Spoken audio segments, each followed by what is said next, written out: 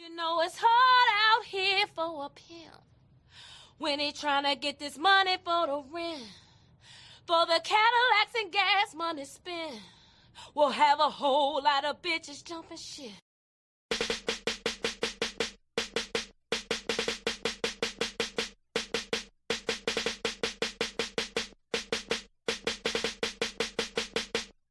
You know it's hard out here for a pimp when he tryna get this money for the rent, for the Cadillacs and gas money spent.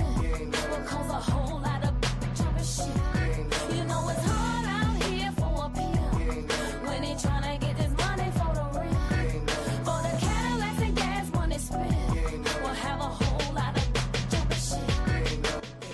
What's going on, party people? It's your man, 50 Grand, the Godfather, Nate Milton, and you are about to listen to another excellent episode from the Nefarious Media Network. Since January of 2025, we have been putting it down for the crown, and we've been committed to bringing you truthful, thoughtful, turned-up commentary as it pertains to the worlds of sports, politics, pop culture, pro wrestling, entertainment, and life. Yes, life. This thing that we are all just trying to get through day by day. An electric word called life, as the man used to say. And that brings us to the drive for 500. Yes, 500 YouTube subscribers, which gets us halfway to monetization, and 500 Patreon subscribers. Patreon.com/Nefarious Media Network. That's our stretch goal for the year. Because if we hit those marks, it allows us the flexibility and the freedom and the funds, quite honestly, to do some more things here at the network, to be more consistent with our shows, to bring you new shows, and to bring some people on to help with production.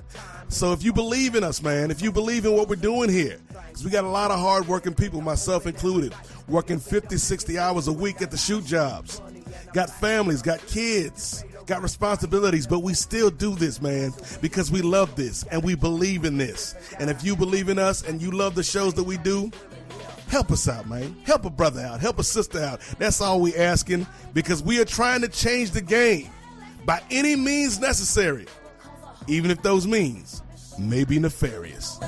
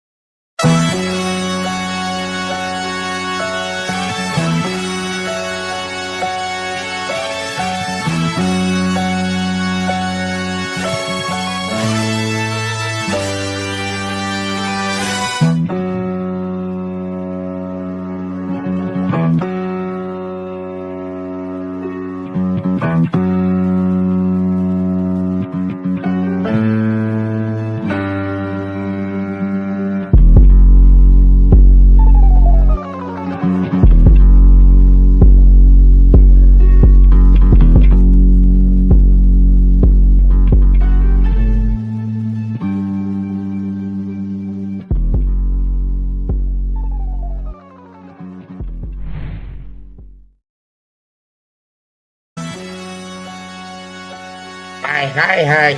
It's your boy Two-Way Ray. Oh, my bad. When you hit me now. Hi. It's your boy Two-Way Ray. And we are back again with a special presentation. Forgive my voice, I was yelling at teenage kids today. We are here live for the 2026 WWE Elimination Chamber Watch Along right here on With Theory. Yes, Oh, happy day. Yes, indeed, we are on the road to WrestleMania, but before we get to our exit, we gotta make a pit stop. Yes, indeed. No, I'm excited. I'm glad to be with you all today. Yes, loud. And we had some shakeups as recent as last night, excuse me, with Jay Uso being pulled off the card. Jay Uso being pulled off the card, being mysteriously attacked. And then someone filling his spot with the match between Logan Paul and Jacob Fatu. Jacob Fatu getting screwed over once again by Drew McIntyre, and Logan Paul ending up as the final participant within the Elimination Chamber. This coming after Bronson Reed, who was reportedly supposed to win his triple threat match to enter into the Elimination Chamber on Monday, suffered an injury to his bicep, which forced a change of plans for Jay to end up winning, and then we got the flip. So I think this plays, if you guys tune in to our program presented by Post Wrestling, the Nubian Wrestling Advocates, I did mention, or I believe I mentioned this on Ring, either one. I mentioned that somebody on the Vision was going to get screwed over in the Elimination Chamber. So I think they needed somebody to come out and end up in that Elimination Chamber, even though Logan Paul lost his match earlier or a few weeks ago. So we'll see, man. We shall see what happens. And apparently, we got the masked man unmasked, and it was just some random dude. So we can talk about that. Of course, we're not us without you. So please, if you want to go ahead and share your thoughts and opinions about the Elimination Chamber happening tonight, with the 2 chamber matches and the 2 championship matches happening with the World Heavyweight Championship and the Women's Intercontinental Championship, go ahead, throw your thoughts right down in the chat below, in the live chat below, whether you are on Instagram, whether you are on Twitch, whether you are on YouTube. Please go ahead, make your voices heard today. And also, if you are a part of our Patreon family, if you are a part of the crew, the Ring Theory universe, if you will, or the Nefarious universe, if you will, patreon.com/Nefarious Media Network, for an entry fee of $3, you can be joining us live on air. You can join me right here on air and let me know your thoughts about the show. So, if you get tired of me, I pray that you stick around just a little longer, because the familiar faces are going to be showing up and coming through here on this special Ring Theory watch along. So please, go ahead and join us here. All right. So we're starting to see the entrance for the Women's Elimination Chamber starting to come out, and I'm glad the music stopped. Very apropos, as I was bringing down the temperature just a little bit. Very apropos that the entrance started coming out at the same time. So, all right. So we got some suspect YouTube handles. I don't trust it. Quite a few people saying hello to you too. F.E. Kaliskan and Harpreet Singh. Hello to you all too. All right. To take on Jay Cargill for the WWE Championship. Jay Cargill stand in attendance here tonight at the United So let me go ahead and see if I can pull this up with our 6 women who are competing. But like I said, a lot of changes that we've gotten to this particular card, or at least to the matches, I should say, with the men's elimination chamber match being the biggest, having the biggest changes within it. So,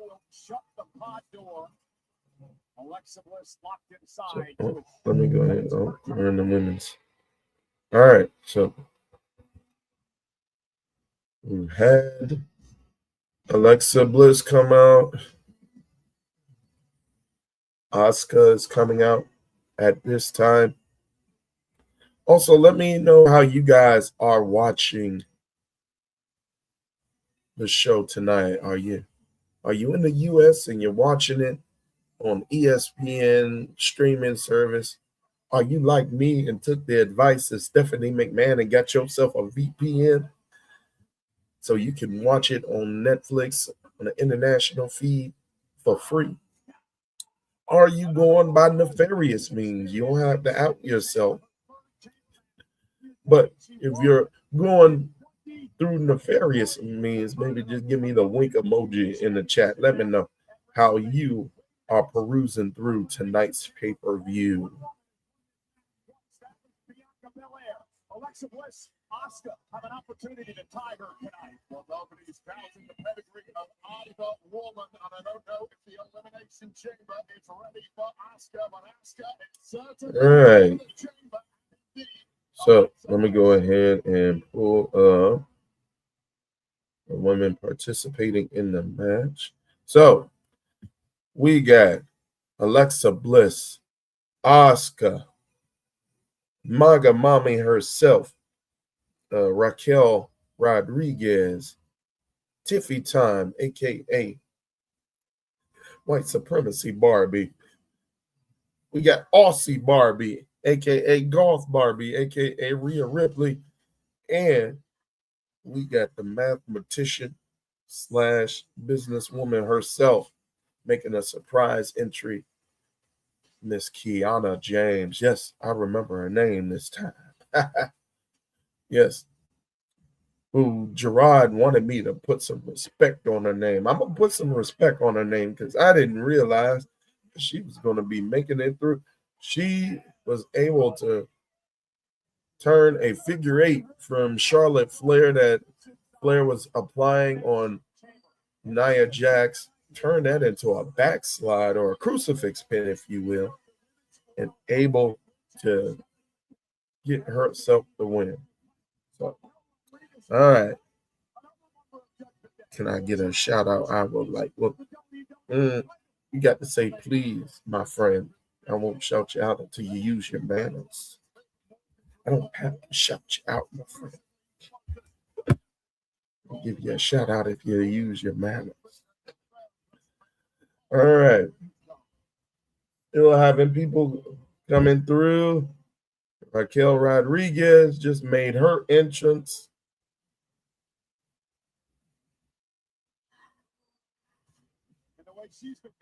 All right, so that means we got 3 more competitors.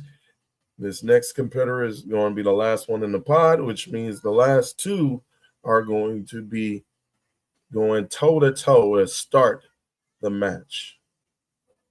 If you guys are not familiar with the Elimination Chamber, there are 6 women involved, 4 locked into separate individual glass-protected pods. It looks like Rhea Ripley is going to be the 4th woman in the pod. And the last 2 who come out will start the match. So I believe for the first 3 minutes, They will fight each other, and then at intervals determined by WWE in their production truck, they will let each of the other 4 women in one by one.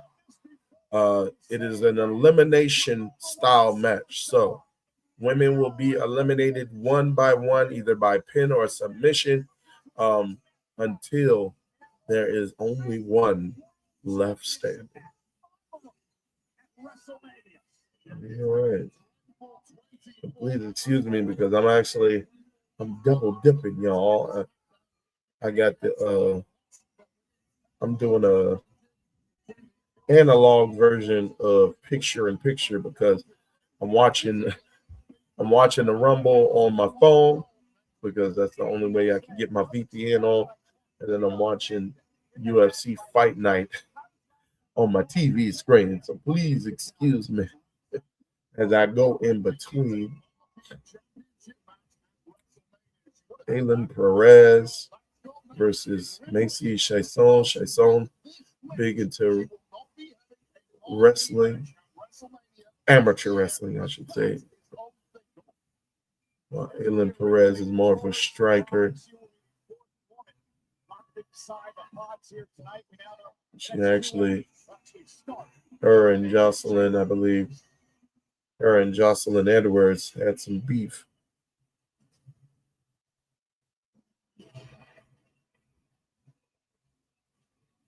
All right, so Rhea Ripley is out.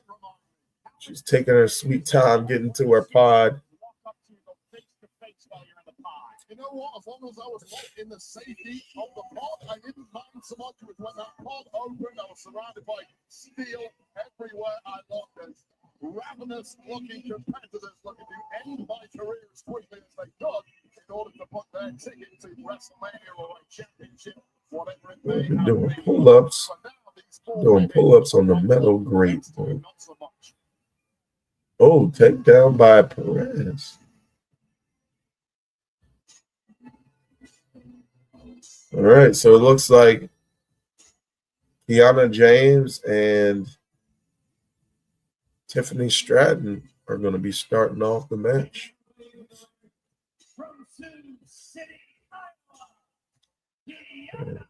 Kiana James, I believe this is her first. Yeah, not believe. I know for a fact this is her first Elimination Chamber. I believe this is Tiffany Stratton's first Elimination Chamber. Asuka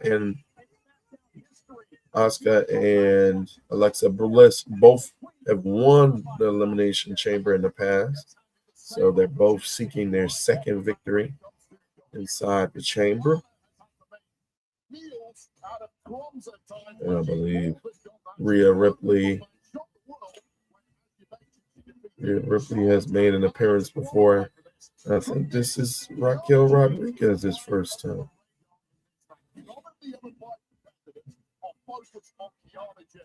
Kiana wants to show the world she's in exactly the right place to do just that. Although she's going to have to do it the hard way from the very start of this match. Kiana's rise in WWE was sidetracked and very injury cost her over a year of her career. She told Yahoo Sports in an exclusive interview that she wants to come back stronger than ever. Turn her around now. She's got her back. In the ring every single day has helped her develop a mental toughness and that brick by brick approach. All right. For the woman who you claim will fly under the radar tonight. Yeah, as smart as they come. Kiana James, who are joining me on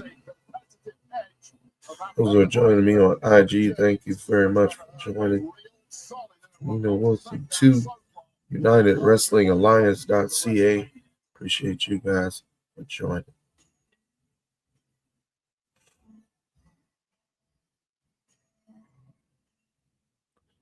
All right, so as I mentioned before, only 4 matches are announced.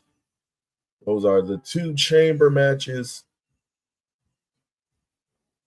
The 2 chamber matches, the WWE World Heavyweight Championship match, which has challenger Finn Balor going up against the champion, Chicago's own, Chicago made, if you will, CM Punk, who is defending the title.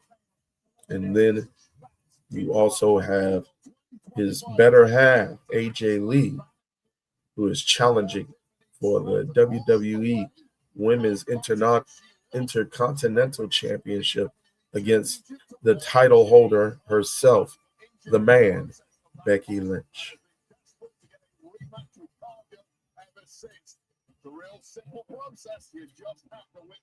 All right, so finally we're getting these women in the cage. Like, does it have to be every woman that just have to go to every pod? Like, every person has to go to every pod? You don't have to do it. Just get in the ring so we can start, please. I get a bunch of notifications on my phone about those kilos. Last woman standing goes to WrestleMania.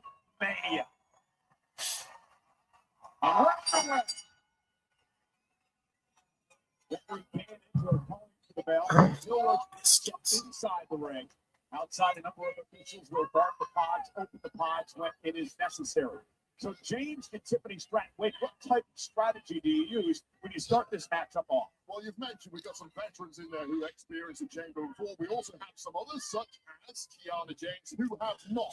Kiana James is in. Oh, she turned it around, trying to get some ground and pound right at the end of the round. Oh, all right. So we finally started with the chamber match for the women. My prediction. Ooh, smooth move. I'm trying to think. Even though Gerard wanted me to put some respect on her name, I ain't going to do it tonight. Kiana James is not winning. If Kiana James ends up winning, I'm going to eat a sock. I will eat a sock if Kiana James ends up winning. All right, Tiffy, she had her opportunity at WrestleMania last year. I think you do want to still get her in a kind of a high-profile match, but yeah, you need somebody to match the toughness, because we already know, or if you guys aren't already aware, it looks like the Royal Rumble winner, Liv Morgan, has chosen the title that she is targeting, which is the Women's World Heavyweight Championship, or the Women's World Championship, I should say, against the holder of the title, Stephanie Becker. So that means that the WWE Undisputed Champion, Jade Cargill, needs a dance partner on it. So I think you need somebody to match the intensity and match the power. Although my heart chooses Asuka, because I love me some Asuka. I think you need Rhea Ripley to win this championship. Or not the championship, but win this Elimination Chamber match to go on to face Jade Cargill. I think Jade Cargill can really use an experienced hand, and as people have mentioned before, she looks better when she takes on someone who's just as physical and strong as she is. So, and then a last minute switcheroo change that to Kairi Sane. So fresh as a daisy as Asuka, whereas pre-beaten up perhaps is Tiffany Stratton, despite getting the victory yesterday. Yeah, and then she had to start the match up off as well. And Kiana now tosses Stratton. Right, Kiana James getting a little bit ahead of Tiffy for now. Looking for snap suplex. The cold hard steel. Kiana looking for a suplex block 3 times now. Oh, now Tiffany lands one. It's a good thing that they've reinvented and remodeled this elimination chamber. Oh God! She tried her cartwheel backflip, back elbow right into the. Tried to go through Kiana James, but went right to the plexiglass of Magamami's pod. But they didn't. That thing didn't budge though. She ain't go through. And watch Magamami. Her door gonna open, and it's just easy pickings. Everybody loves a good countdown, don't they? Oh, Asuka. Oh, snap. Look at Kiana go, boy. She trying to lose herself. It's her moment. Oh, but that ain't hurt. Oh, I ain't say that. I didn't mean to say that. Ain't like, that wasn't wise. That ain't smart. Tried to go after Asuka. All right. All right. Asuka, again, has won an Elimination Chamber match before. She's also been in other Elimination Chamber matches, most notably the one that was pretty much a showcase of Shayna Baszler just ripping through everybody, with the last woman being Asuka.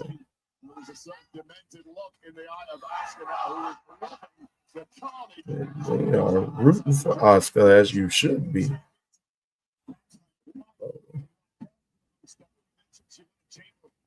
Years ago, and now the Empress of tomorrow, Asuka, with a double missile drop kick to take out James and Shrek. Coming out on Kiana, and a kick out by James. Now a couple on Shrek by Asuka, and a kick out. Look at this ring, man. The ring got doggone Dodge Ram in the middle.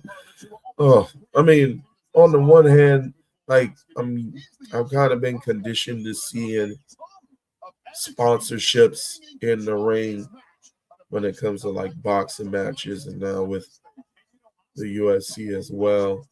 But it's just something completely different when you see it in a wrestling match. You know?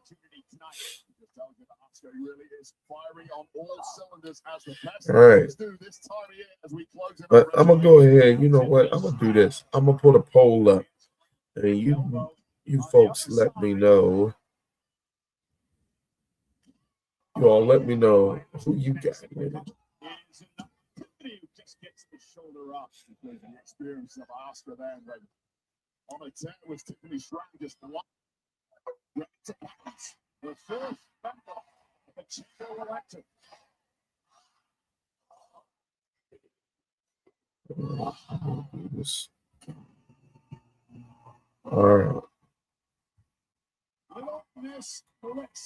All right, Alexa Bliss. Her pod has now opened and she is now eligible in this match. No eliminations thus far. Alexa Bliss has had her issues with the Kabuki Warriors, which includes Asuka. Oh, tornado DDTs for both Asuka and Kiana James.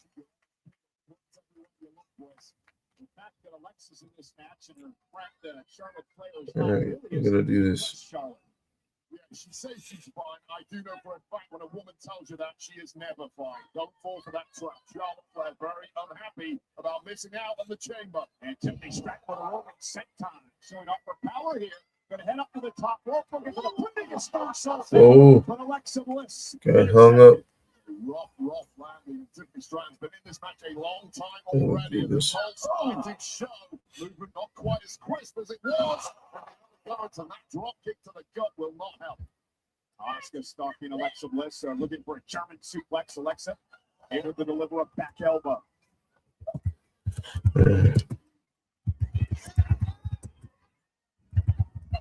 Oh, big knee by James. Bliss rolls it up, trying to take advantage. Extra sensory perception on that one. Wait a second. All right, and we were kind of discussing during the ring theory if there are going to be any big surprises similar to a John Cena turning heel last year. We kind of discussed maybe the Vision getting screwed over, which I still think is in play with the insertion of Logan Paul. And we've also talked about the possible dissolution of the Judgment Day with pretty much Finn Balor getting jumped out, if you will. So, man, Keanu. I am putting so much disrespect on this woman named Kiana James. She's hanging in there. All 4 starting women are still in here, and Rhea Ripley has now entered the match, which means that in about a couple minutes, Maga Mommy Raquel Rodriguez will be entering in. And speaking of someone who's entering in our chamber, 5, 4, 3, 2, 1. What's going on, Brother Jay? What's going on? Say his name. He appears. Is I, the mid-card mafia boss. What's happening, bro? How you doing? I'm doing well, brother. I'm doing well. Despite how my voice sounds right now, but I'm doing well. No, your mic sounds nice, bro. Show. Your mic sounds nice. 1 2 1 2. Appreciate it. Well, I got the show on, brother. I'm sure you got the show on as well. I went ahead and I think, well, we talked about it during Ring Theory, but we were literally theorizing because I believe there were only 3 to 4 women that were announced or at least have won their opportunities to get into the match. So with all 6 women being announced and are now, well, for the moment, 5 out of the 6 women are in action with the 6 women coming up momentarily. Who you got, brother, between Kiana James, Asuka, Raquel Rodriguez, Alexa Bliss, Rhea Ripley, and Tiffany Stratton? Well, the obvious pick would be for Rhea Ripley to go ahead and win that, you know? That would be obvious. But, I mean, the way Triple H and them are booking things, what makes sense don't always make sense, you know? And that would be the obvious thing. It's like, okay, you want that. You want to sell tickets to the show of shows in Las Vegas in a few weeks, as a matter of fact. You would want Rhea Ripley, but enjoy the show, brother.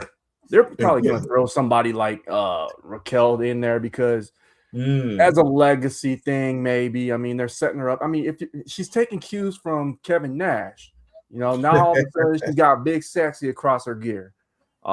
She's playing up to, you know, her height and her size, which is good for her, you know. So smart money says Rhea Ripley, but dark horse, I would go with Raquel. Gotcha. Well, what do you got? Just as long as Big Sexy doesn't tell her to be more urban, then I think she'll be all right. She need to stay in the lane on that one. Right. I had Rhea Ripley as like my obvious pick as well. My heart wants Asuka to go for it, but with her still being kind of in this heelish role and them not resolving that. Oh, wow. Look at that indeed. Look at that. But and that's not boding well. That's not boding well for the wager that I just made. I said if Kiana James wins this match, I will eat a sock. Oh no. Well, looks like we got a 25% chance of that happening now. I know. For those that bet on Kalshi. Don't bet on wrestling. We if, always if you don't do that. If you got money to don't. throw it at us. You know what I'm saying? Mhm. Oh, now Raquel has been unleashed. Mm.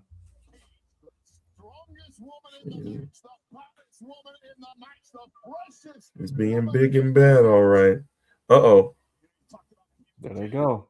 And these women have had some history between Raquel Rodriguez and Rhea Ripley. Oh, Okay. all right.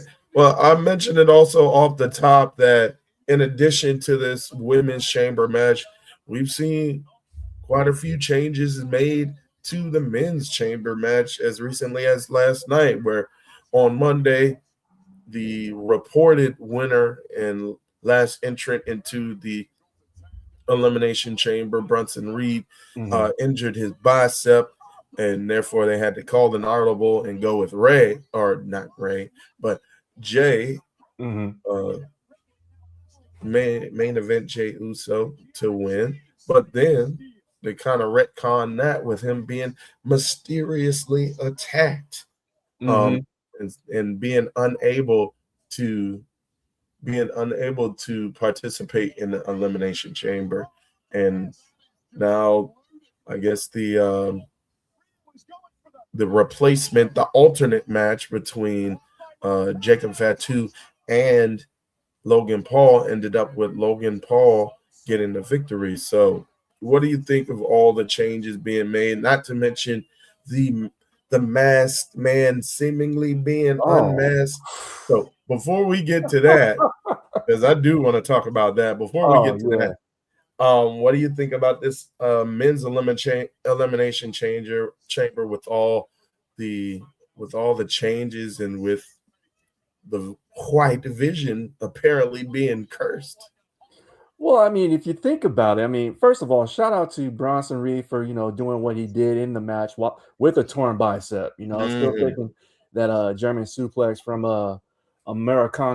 Grande Americano, and yeah, man, this is what happens when you play with karma. You got Seth Rollins that fake an injury only to get an injury, and he's a faction member with the Vision. And when you got to be careful who you're running with, because now you got Bronson Reed hurts, the latest one. Braun Breaker hurt.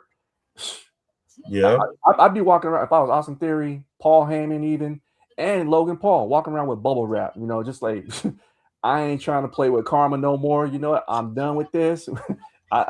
We're good.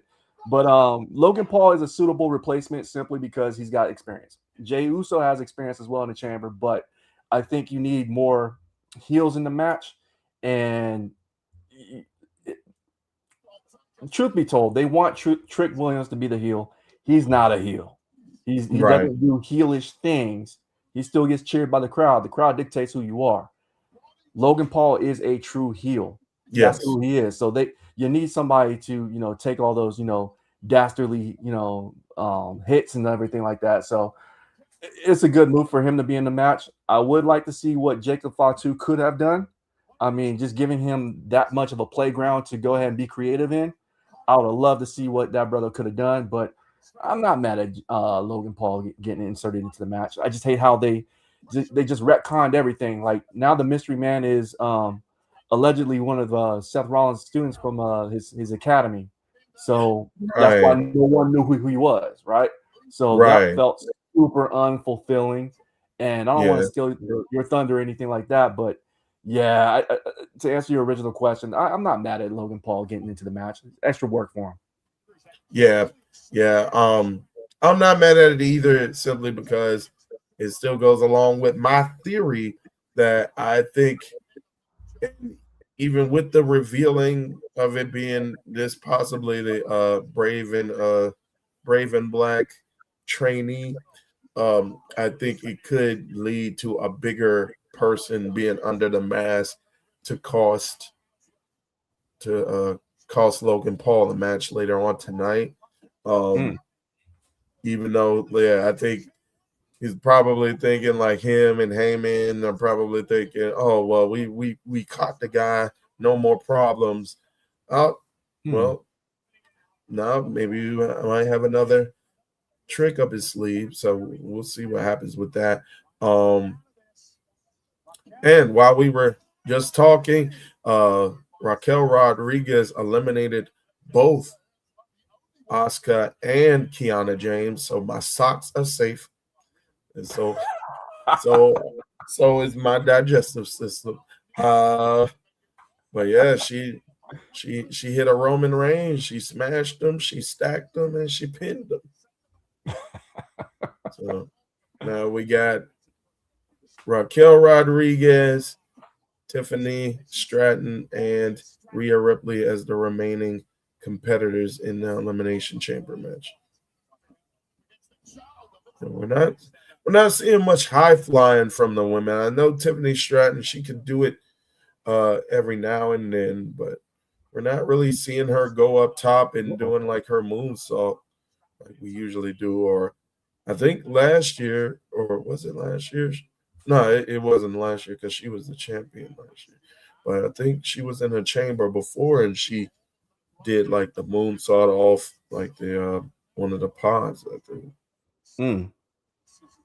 Or maybe I'm making those things up. Oh! Speaking of which. There we go. I didn't imagine. Oh, here we go. PME? Uh-oh. Here we go. They're setting it up.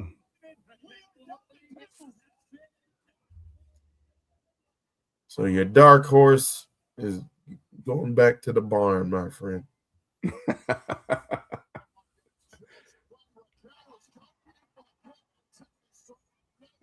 But yeah, man, that was crazy to see that stuff.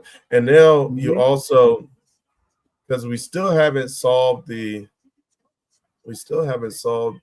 mystery of Jacob Fatu being attacked as far as who did it. And there's Jade in the crowd, looking good as always. And despite popular belief, I do like me a little bit of chocolate milk. Hey. It's all good. But what was I just talking about? You got distracted. I know, right? That's what Jade Cargill does to somebody. Well, does to a lot of brothers. Just don't let Brandon Phillips find out. But we're still figuring out the mystery behind who attacked Jacob Fatu, and now we have a new mystery with who attacked Jey Uso. So, do you think that's going to possibly be the same person? Do you think it's going to be like two different people? Do you think they're going to forget about who attacked either one of them and just keep it moving? What do you think? I forgot. Go ahead, answer your question, and then a big mystery that I think we're going to find out tonight is what I want to ask you about next. But as far as the mystery of who attacked those gentlemen, do you think we're going to ever figure it out? The way the storylines have been going, if they do, it's going to be somebody of like that's going to be like of non-consequence or anything like that. But honestly, I would like to see it as Sami Zayn because he needs something. Because the way this dude has been acting recently, and it showed when he had a crash out against Cody and runs back and apologizes to him, and I was like, "Come on, bro, that's not the move." And you heard the crowd audibly turn on Sami just like that. They were just like, "Okay, we're done with you." Had a similar situation last night with Jacob Fatu. I would like it for him to be the guy that assaulted Jacob Fatu. Going back to, when he took him out, before, the new year, and also, being the most recent person to take out Jey Uso. So it doesn't make any sense for him to do that. And I'm sure in WWE landscape, they'll come up with some kind of excuse of why he took out Jey Uso, why he took out Fatu when he was one of the Bloodline members. So I don't know. It wouldn't surprise me if it's Sami Zayn. Also, I wouldn't be surprised if they're trying to do a slow story with the safe route would be, Drew McIntyre.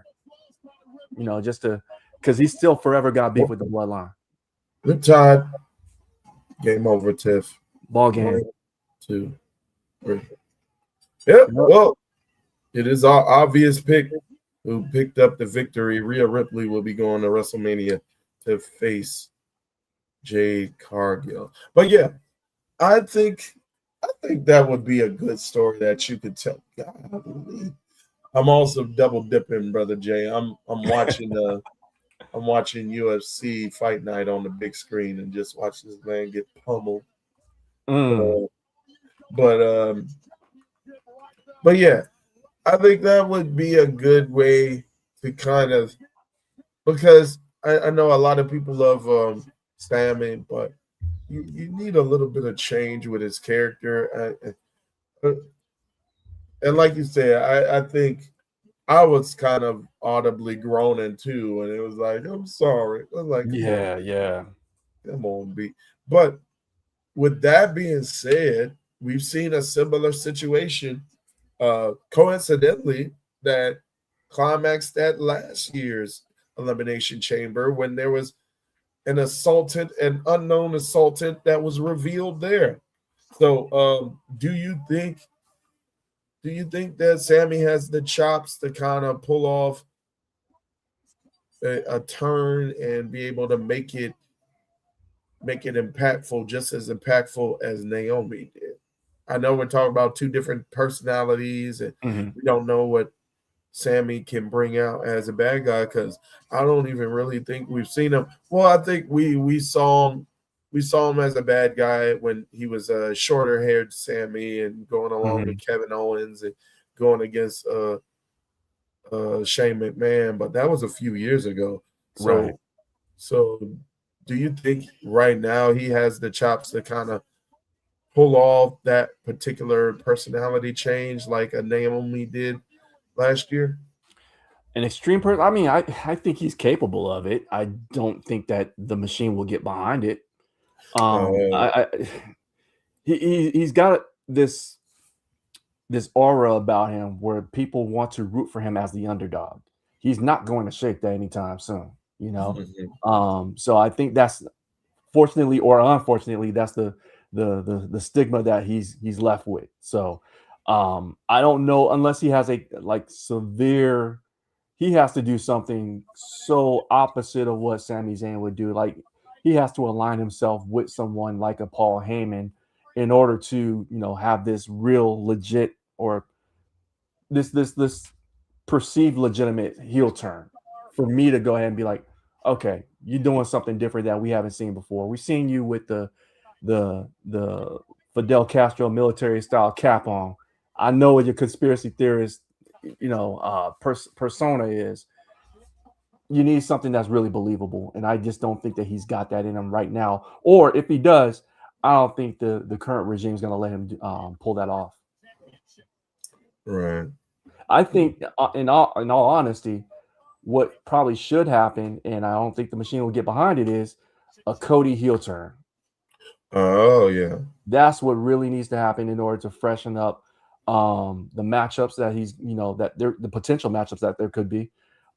He's already showing glimpses of, this not so squeaky clean cut guy, so just lean into it.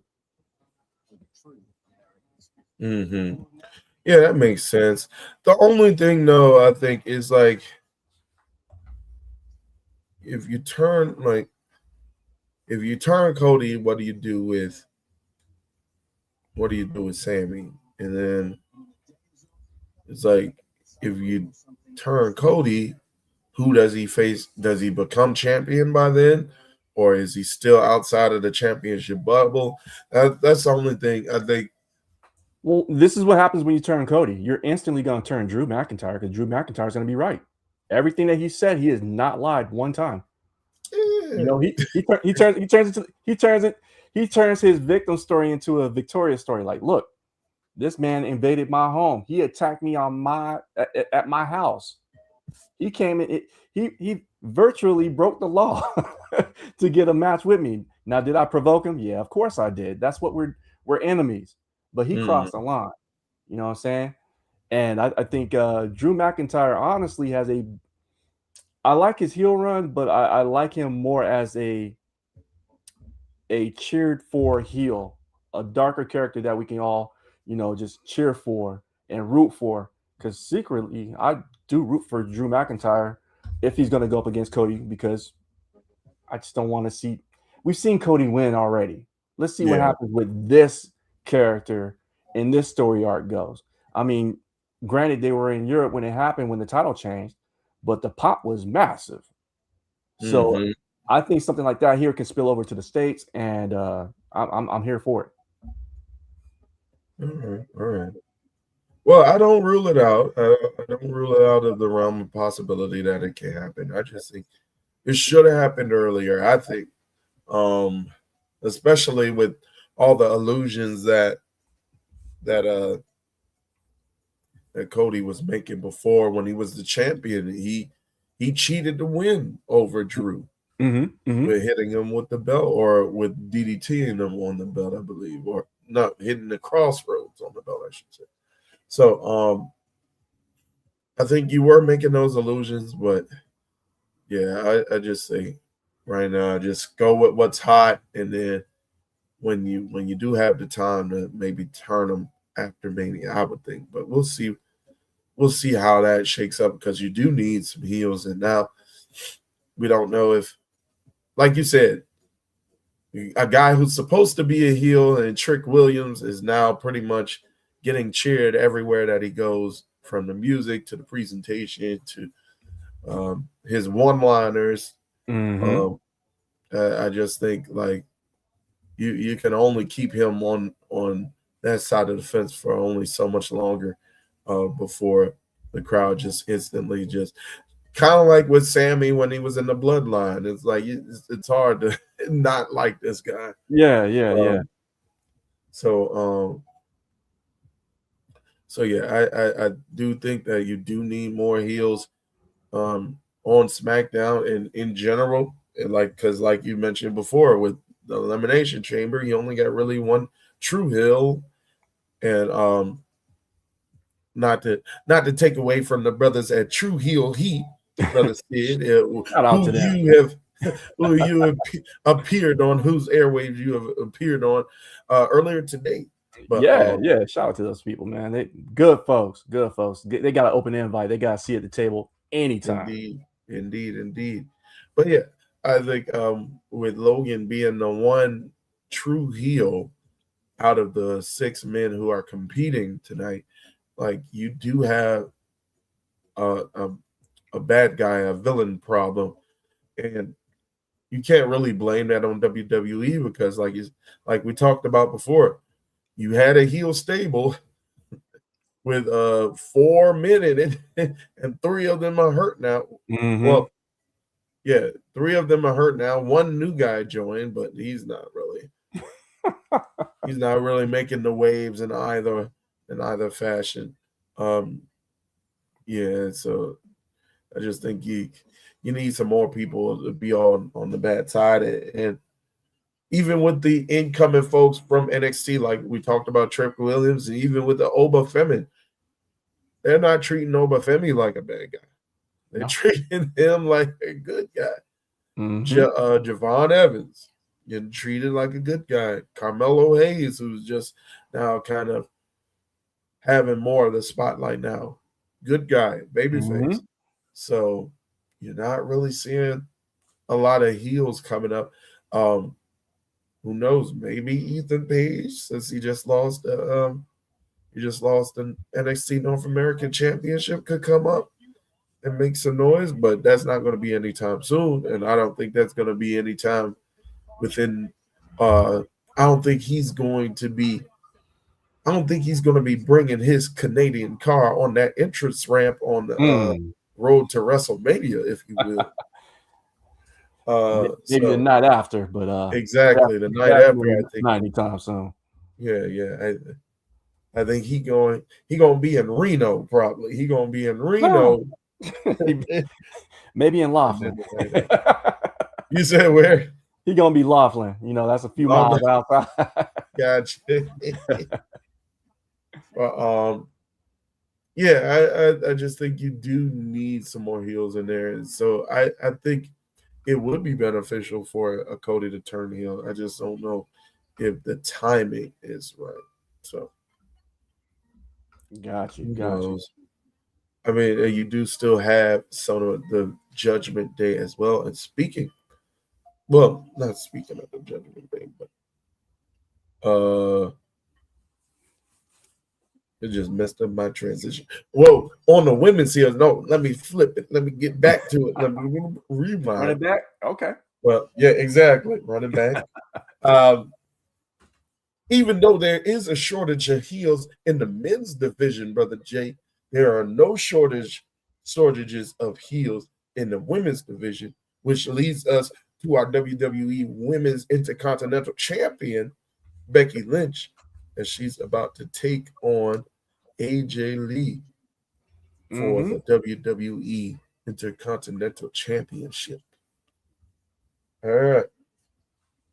Well, who you got in this one? We're in AJ Lee's adopted home of Chicago, Illinois, with her being the better half of one company man, Punk. So, and I know the crowd, she returned, she re-debuted, if you will, in Chicago not too long ago, about a year ago, in fact. So what do you think? Is it going to be? And I think we talked about this on Ring Theory as well. But for the people who weren't able to tune in to that particular show, who you got in this one between Becky Lynch and AJ Lee? Well, before I get into who I think is going to win, on a few episodes before on Ring Theory, you know, we talked about Unreal and how I thought Rebecca Quinn, oh my gosh, she episode 4 really got on my nerves. It's just like, oh my goodness, Becky Quinn Becky Lynch did something this week that completely turned my whole attitude towards her. She had something on Instagram, and I shared with you and Gerard, where she was handing out these Bexies. And so basically the premise behind it is she was handing out awards, and she basically gave herself 11 of them. They're voted on. And she was handing out these different awards, and it was just completely in her character. And I'm like, man, you know, I got to get up on Ring Theory next time and just openly be like, you know what, my bad. I apologize. They presented you wrong on Unreal. They made me feel a certain way, but you know, her character, and I wasn't trying to come at her personally. I'm just saying that the presentation that what I saw was not what I was hoping to see out of that superstar. If they showed a little bit more of her personality like she showed on Instagram, oh my gosh. She, number one with the bullet, you know what I mean? With that being said, they are in Chicago. It is Company Man Phil's hometown. Right. I don't think AJ Lee is walking out without the title. I think she's going to go into WrestleMania as a women's Intercontinental Champion. Gotcha.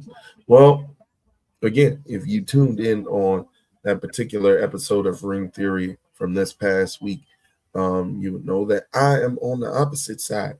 I think you'll get your fill, pun intended, you'll get your fill of Chicago heroes in what I presume to be the next match for the WWE World Heavyweight Championship. You'll get your fill of your Chicago hero coming up triumphant in the next match. But in this match, you need just a little bit of tension. I'm sorry, Chicago. She ain't really from Chicago anyway. She's from Jersey. So she a Jersey girl. Yeah, she's a Jersey girl.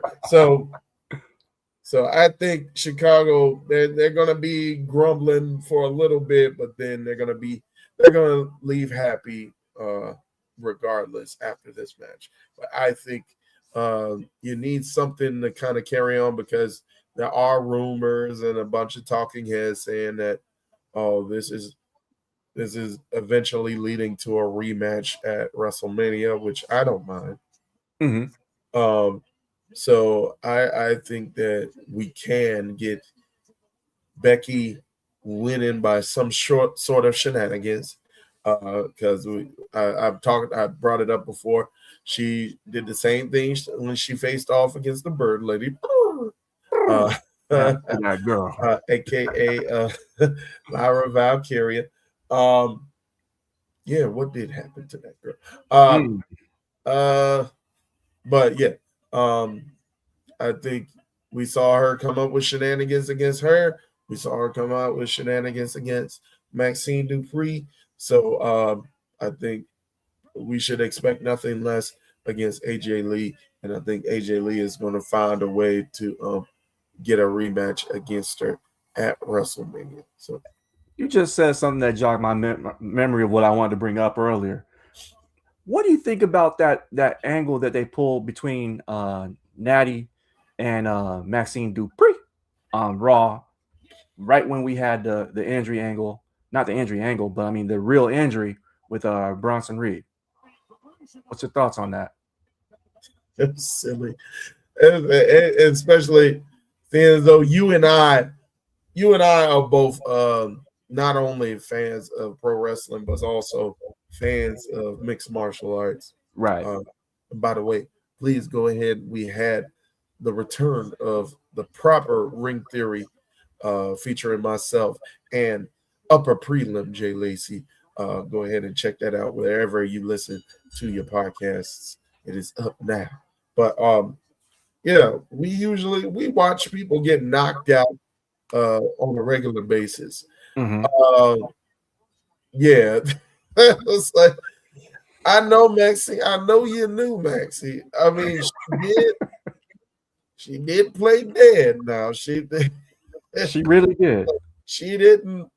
It was like she was down, and then even when Natty was coming after her, like her body wasn't even moving when Natty was throwing elbows and stuff. So, I mean, you played that part well, but yeah, I don't know.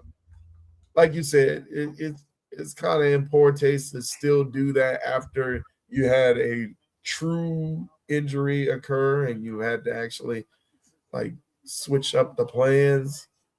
But I could see them not being in the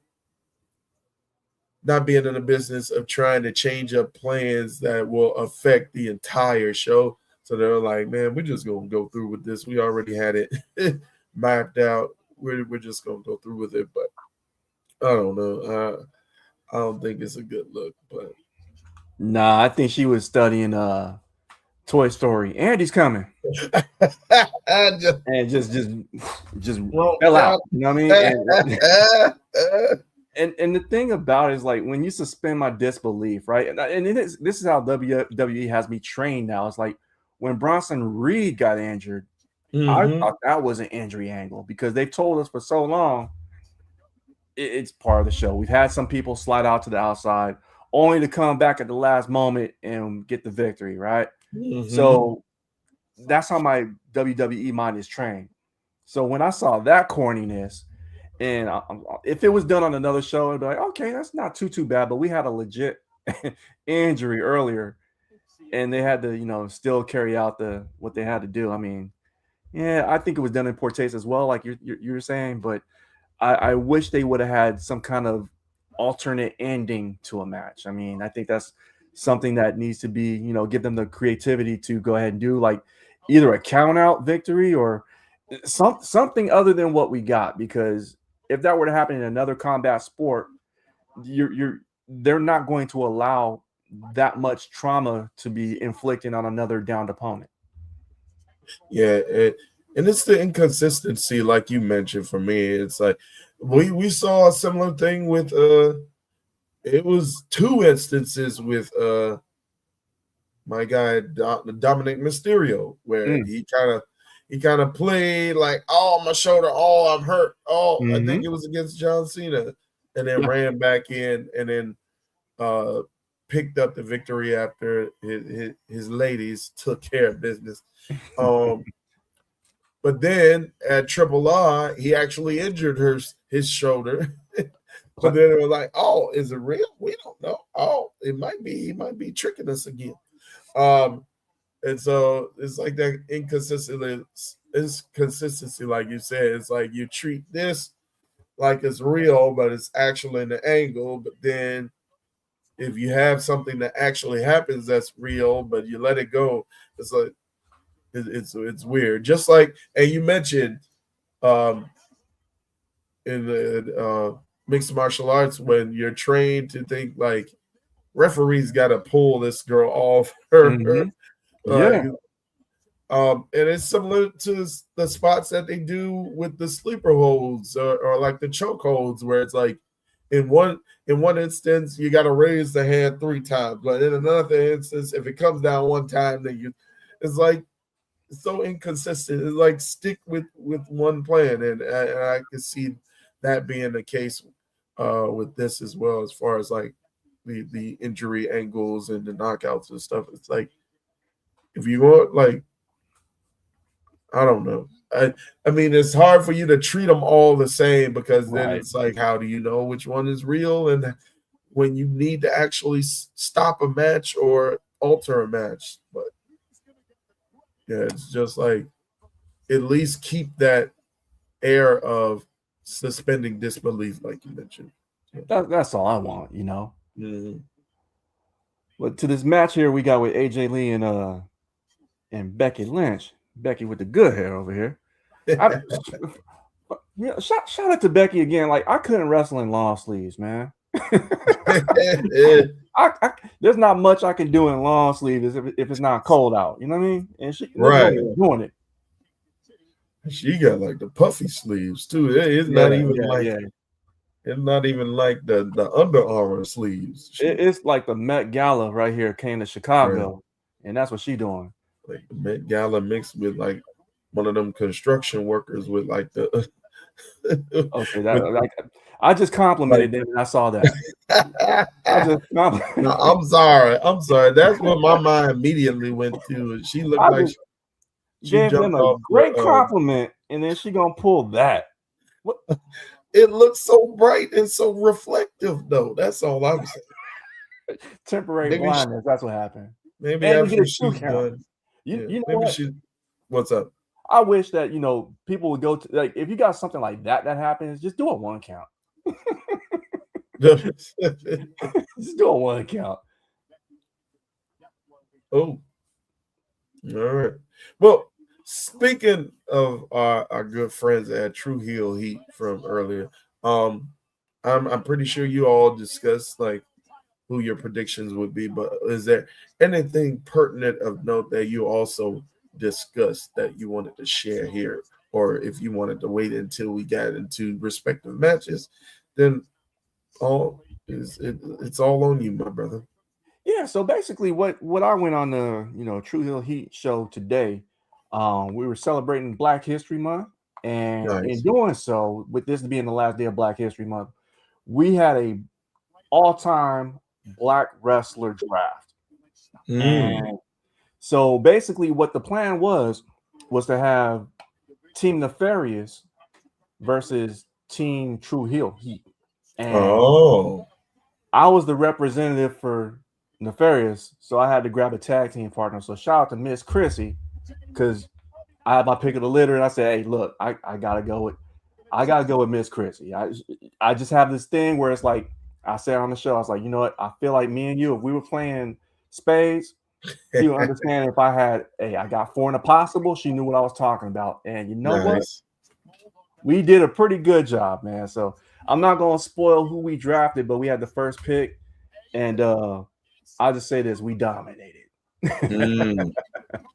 Well, if y'all want to check out who Miss Chrissy and Brother Jay picked for their teams of dominant African American wrestlers, go ahead on over to True Heel Heat and check out the most recent episode. You can find them wherever you get your podcast and on YouTube as well. But we got another brother who's coming in to join us. Countdown now. 5, 4, 3, 2, 1. Who's joining us in the chamber, but the one and only downtown. You know he's downtown when he get the shades. Downtown Gerard Brown. Hey, how you doing? We're doing well, brother. Trying to enjoy this great show, and we've been digging the show so far. How about you, my brother? How have you been, or have you just got in and you just been catching on the highlights and stuff? So, been following y'all on the chat and whatnot. Becky Quinn, I love the pull of Becky Quinn. That's gonna be a new nickname. It's gonna stick for her for sure. Becky Quinn. That's her internet persona. Hey, I'm loving it, but I mean, I'm not loving this show. I don't know. I'm just not feeling the season. Like if this was Christmas season, I don't feel the Christmas cheer. Like this is WrestleMania season. I don't feel a race. Like it's cool that I'm glad it's not Tiffany and it's Rhea going in. I'm glad because I thought it was gonna be Tiffany for a second. I'm good. I'm good on that again. But I don't know. The Women's Chamber didn't hit the way I wanted it to hit. The 5-minute intermission, like I'm good. Like what are we doing? Like get me back. Like I know AEW pay-per-views are just breakneck at times, but like, and we give no pause for anything. But like, man, there's got to be a middle ground because and this ain't it. And I'm just not feeling it. Like, especially when I'm comparing it to last year's Chamber that I was at live, I could easily have gone to this. It's the same distance as last year's Chamber. It's just 4 hours away from me. You see, I got the shirt on. I would have blended right in, but like, I don't know. Like, I don't feel the need to go. I don't feel like, oh my God, I'm really missing out. And I'm listening to the crowd. When I go and watch an AEW pay-per-view from Chicago and I don't go and I hear loud, vibrant, excited crowds, then yeah, I'm feeling like I'm missing out on something. But when it's just that, oh yay, like I don't feel the need to be there. I could be at home for this. And that's the energy I'm feeling for a lot of WWE shows lately. I can be at home for this. I don't need to be there live for this. I don't need to hear the music live. The crappy music. I'm good. Like I'm gonna keep it at the couch. I'm gonna keep it at the crib. So that's been the energy. And I don't know. I'm curious to see how they'll pull this year's WrestleMania together. Because like we talked on the show recently about what are those big moments? What's gonna push WrestleMania forward? They're struggling to sell for WrestleMania. What's gonna be the energy needed for that? I'm not feeling that. Because, like, if we're going to compare apples to apples right now, this is a better second match. But as in first matches, the Women's Chamber last year had the Jade Cargill story.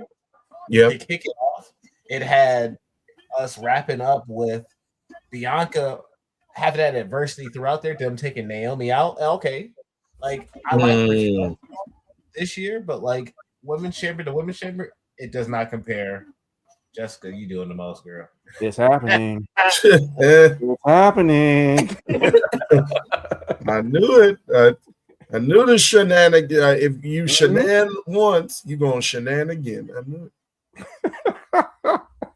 I don't know why that tickled me, man. That's pretty funny.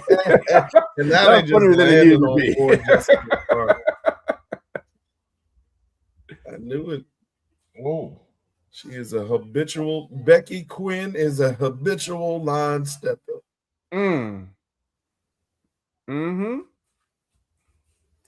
Well, Well, and I know some of that.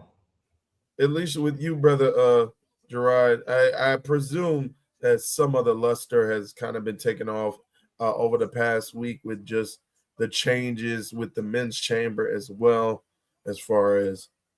All right. Oh, Bronson Reed's supposed to win, but he's not going to win because he's hurt. So Jey Uso's in, but now Jey Uso got attacked. So now Logan Paul versus Jacob Fatu. Who's going to win? Jacob Fatu gets screwed. Logan Paul isn't. So what do you think? Has that kind of helped take the luster out of this for you? take your spirit out of the WrestleMania season, if you will? I'm not gonna be a hypocrite in that same hate I have for John Moxley. It's not hate right now, but like I get Cody's the main player. I get he's the main guy. Go have a main guy story with something else besides the main world title. And the fact that we're still circling him and like conclusive, we could have wrote a conclusive ending. So like, this is not a real life thing. This is a story we're actively writing. Why are we writing these? Why are we writing it this way and being proud of it? Like, I get that we need to protect people in these situations, but Cody can benefit from losing and then going somewhere else to do another story. But he's circling, and I get it's Mania season, but I don't know. When you talk about a Cody versus Drew match, that doesn't excite me. Just got through 3 stages of hell, which was good, but then you kind of fumbled the ending. And that's the issue with a lot of the Cody Drew matches. They fumbled the ending. Okay, I might get Jacob in a triple threat. Cool. Or maybe a 4-way. But I don't know. The fact that we just got to get Cody in this story for whatever reason is I don't know who got the faster internet right now, because Ray, you going crazy, and the stuff on my screen, I might call me you behind, bro. Let me see. I'm about to say, do you guys for a change have that Serbian internet? I went live. I actually went live. So let me go. Am I live now? She thought she was gonna get over with the shenanigans. I'm live now. Yep. We hit a DDT. Oh, it's happening. What I'm thinking is it's happening. It's happening. Oh, there's the man. Oh, roll through. So I was responding for the near fall for AJ Lee. I thought she was done with the manhandle slam after getting DDT'd into the chair. Oh. Yo, did she run herself into the corner? Yeah. Did she run herself into the corner? I gotta run that back. No, she's not. Oh. Hey, Ray was wrong. Came through. Ray was wrong on it, and she still held it. Oh, well. Okay, I get the side step, but I guess that's. Hey, we going to Mania, but we got to get the double shot with the Millionaire Champion. We got to give him a little bit of time to have the power couple moment with the belts. I know. But yes, AJ Lee, your new women's Intercontinental Champion. Are you getting the feels now? Is that WrestleMania spirit seeping back into your body after AJ Lee just pulled off the victory, Jerron? I mean, I'm happy that AJ won. Is cool and all, but like I keep putting myself back in my shoes of like, would I go to Vegas this year? Like, all money on the table. Would I go to Vegas this year if I don't think I would. I don't feel the spirit. This doesn't felt the way it felt. This show so far is feeling the way it's feeling. Like I'm not enthused.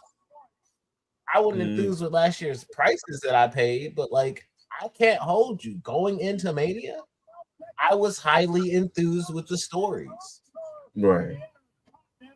Even chamber-wise, the drama of everybody. Like the one match I didn't care about was literally the Tiffany Trish match because, y'all not friends. Stop playing this madness. Like, get out of here. This just don't work for me, boss. But it was inoffensive. It's still an inoffensive match on that card. But I don't know. I just don't. As a ticket buyer, as a live show goer now, I don't. Okay, we got this. This is the one thing I was gonna go to next. Yeah, maybe a little gift, a little mysterious gift. Oh Lord, a mysterious gift. Not on Black History Month. The last day, y'all. Come on. Well, at least with truth is not fried chicken, so it's pizza, so that's good. But with an unknown mysterious gift, would that get you back into the spirit for WrestleMania with this crate that's supposed to be opened and dated for today? And let's put it like this: if the crate's Chris Jericho, oh no, that don't change the way I feel about what happened in AEW. We never addressed what happened, and he just came back. Yeah, return to why we was booing him at Dynasty and telling him to retire because we just didn't want to see this man. It's not just the overexposure. There was stuff that was not addressed. That is true. What about you? What about you, Brother Jay? If Y2J came up out the crate, I hope it's not a wrestler. Because they're gonna ship it from one city, then days later ship it to another city, then days later ship it to another city. It doesn't make human sense. Right? It's like you're gonna have a body in there. It's just gonna tumble out. Right? It's like, it just fall out. It doesn't make any sense. Food in the box, ain't no holes for oxygen in the box. Right. So even Eric Rollins' Spider had a box with some holes in it to breathe. Thank you. A grown woman and a black man had a hand. Oh yeah. We then years later saw this hand. Yeah. Grown up. Grown hand. Now you question. Now I'm questioning my entertainment choices. It's not supposed to be this deep. We just supposed to suspend our disbelief just for a little bit. But yeah. Honestly, I've seen some things where it could be Chris Jericho, could be Danhausen.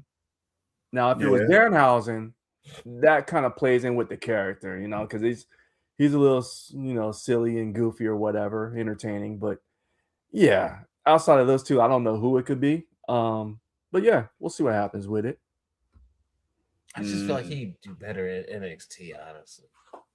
He would. That's what I'm thinking. He would. But given the booking that we've seen in I'll give it the last 5 months. Would it surprise you? I mean, Danhausen just doesn't seem like WWE's variety on the main roster. So, to a degree, right on the and hey, I could be totally wrong, but I feel like this. If you drop him on there, I think it's a 50-50 because it's Chicago.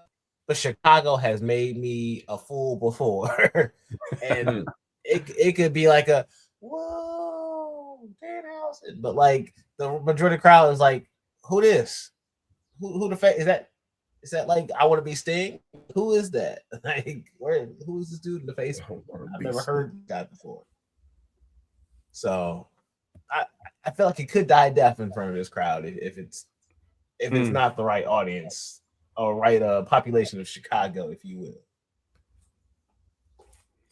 Well, I'm thinking it's not Chris Jericho simply because he's still up on the AEW roster page. So, really? Yeah, I just got pulled up right now. That's news. Well, not really news, but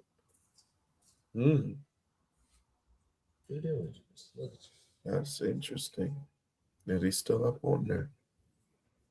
Yeah. All right. Well, if not Danhausen and if not Jericho, then what's in the box? What's in the box? I don't know. All right, I got a wild theory, and it's not something I'm really trying to stick to. Hey, that's what we're here for, bro. I'm here for the fun at this point. I'm here for the vibes, as they say nowadays. So, let's go. What if it's a statue of The Rock, the final boss? And because of the way both general managers was just shipping it back and forth with no disregard, what if it's leading to an appearance from him? And there's going to be some type of scolding. Because I do believe who Paul Heyman called is the final boss. There was never any cutting of that tie. yes, Roman has cut ties, or Paul has cut ties with Roman, and there's been those separations, but he never separated from the final boss. And I do think there is some. I think the overall, if you could work with it, and if they were trying to plan for a in game one more match with The Rock, I think he is the Vision. It's not Seth's vision; it's the final boss's vision of the future, and it's him using Paul Heyman to help craft said vision. Gerard, you are cooking over here. if WWE can retcon that and be like, you know what, skirt, I got an eraser on this pencil. We gonna make it The Rock's vision, and just take all this, chicken bleep and make it chicken salad. Yo, they're creative right there. It turns a 180 for me. This is what happened in my mind mentally. My mind was just basically blown, bro, when you said that. I was like, yo, that's a good pull, bro. Nice. Well, I like bigger stories. It should just be something grander than just the simplicity of like make me work for my media sometimes. I don't know, just make me work for my food. I like that. Gotcha. Yeah, I think that is a good idea. The only thing that kind of gives me pause about it is that we don't know Rock's schedule. We don't know what movies he's got coming up. We don't even know what his body composition is like. I mean, the last time we saw him, he wasn't looking Dwayne Johnson-esque. He was looking more like slim down. Me. Yeah, I'm Slim Stone now. Slim Stone. Not quite a boulder, but maybe a pebble. Not a pebble. He ain't that. Nah, he not. Nah, he ain't a pebble yet. But yeah, I think. Yeah, I just think that. And granted, he never said that he was going to show up last year, but it's like a lot of hype was being put into, is he going to show up during WrestleMania? But I think, like you said, if he makes it known with like the statue, then that means he had to have some time leading up to WrestleMania that he's going to make an appearance, because it's been a while already. It's been at least a year since he's been back on WWE airwaves. So, I mean, I can see that happening now that you mention it. So I wouldn't put it past them, but you're giving the creative team too much credit when thinking of that one now. Did the New Orleans announcement for WrestleMania happen before Chamber last year? I think it happened after. Because was Chamber in his last appearance, or was it that? I think it was that, because I think it was afterwards. Because he didn't show up at WrestleMania, and the whole thing with Travis Scott blew up too, because I guess Travis Scott was like, "Nah, this is gonna take a little bit more effort from my body," even though he did, he took some kind of punishment, but yeah, it wasn't what he really wanted. He thought he wanted to smoke. He didn't want that smoke. Speaking of taking smoke, I think CM Punk is losing. Oh, here we go. Oh, I think he's losing. Here's the reason why. I think it's a better story that CM Punk overlooks Finn Balor and going to Roman Reigns, and then somehow this becomes a three-way at WrestleMania with Balor going in as a champion. Now, he's already made the case. I beat Roman before. If he wins tonight, I beat CM Punk. So it instantly, and look how the crowd, when he came out, it was like his old theme. He had the crowd rocking with him. If they're paying attention, this is the dude. If they pay attention, this is that dude. They know. Not. I apologize, Jay. There ain't no way. They gonna break out the Chicago Bulls and he gonna lose. Ain't no way. No way, Jay. They're doing a lot. They're doing a lot. They're covering up. They're covering up. I'm telling you. I'm thinking that's what this is. I'm not gonna put no wager to eat my socks on it, but hey, they dropped the banners in the arena of every championship this man has won, just like the Bulls. Ain't losing. Ain't no way. Come on.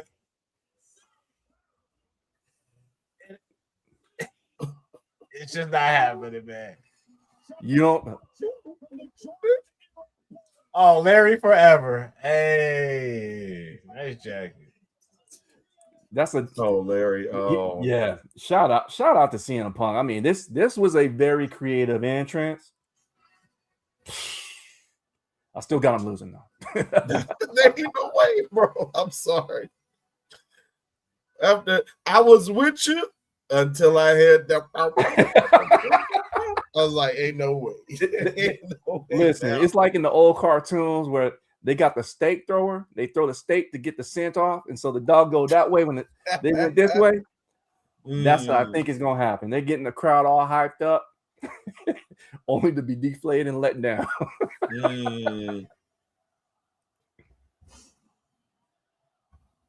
Well, the thing is, though, brothers, and I'll go ahead. I'll swing it to you. I'll swing it to you, brother Gerard, and then I'll go into kind of what we discussed during the last Ring Theory episode. But go ahead. Who you got, brother Gerard, between CM Punk and Finn Balor? Dang, Lil Yachty really don't miss no show. This man said, "I'm here front row for this one too." Not even in my city, and I'm here. It's CM Punk, man. I got the shirt on. Here's the thing, Jay. Why we gonna have AJ win and not Punk? It's for the photo. We in the shot. She gonna come out at the end of this match. They gonna pose with the belts. They gonna leave. Finn gonna be in the ring, and then this man about to get jumped. He gonna get jumped. That is your moment. Yeah, okay. Sure. I don't I like that as well too. It's just that I would love for Finn Balor to be the Finn Balor that had all that hype, all that momentum come into the WWE, only to get derailed or whatever. But I think he's got something, and I think they need to exploit that. I think that he needs to tap into that because, again, there's no more John Cena, there's no more AJ Styles. There's room now at the top. He needs to tap into something and make that move to become the primetime player that he is, or he should be, in my opinion. I agree. I miss the old Finn. We never really got to have him as a true main eventer on the main roster. So, like, but then when he goes to NXT, he's like the greatest thing ever. And then You're right. They just never give him that. So no, I get that, Jay. I get that, man. Look, CM Punk is milking this. He know he got limited time with you. Take your pictures with that belt now. Take your pictures now, because I'm not gonna walk out with this thing. This hard. I hear you. They are milking it. They are milking it for that.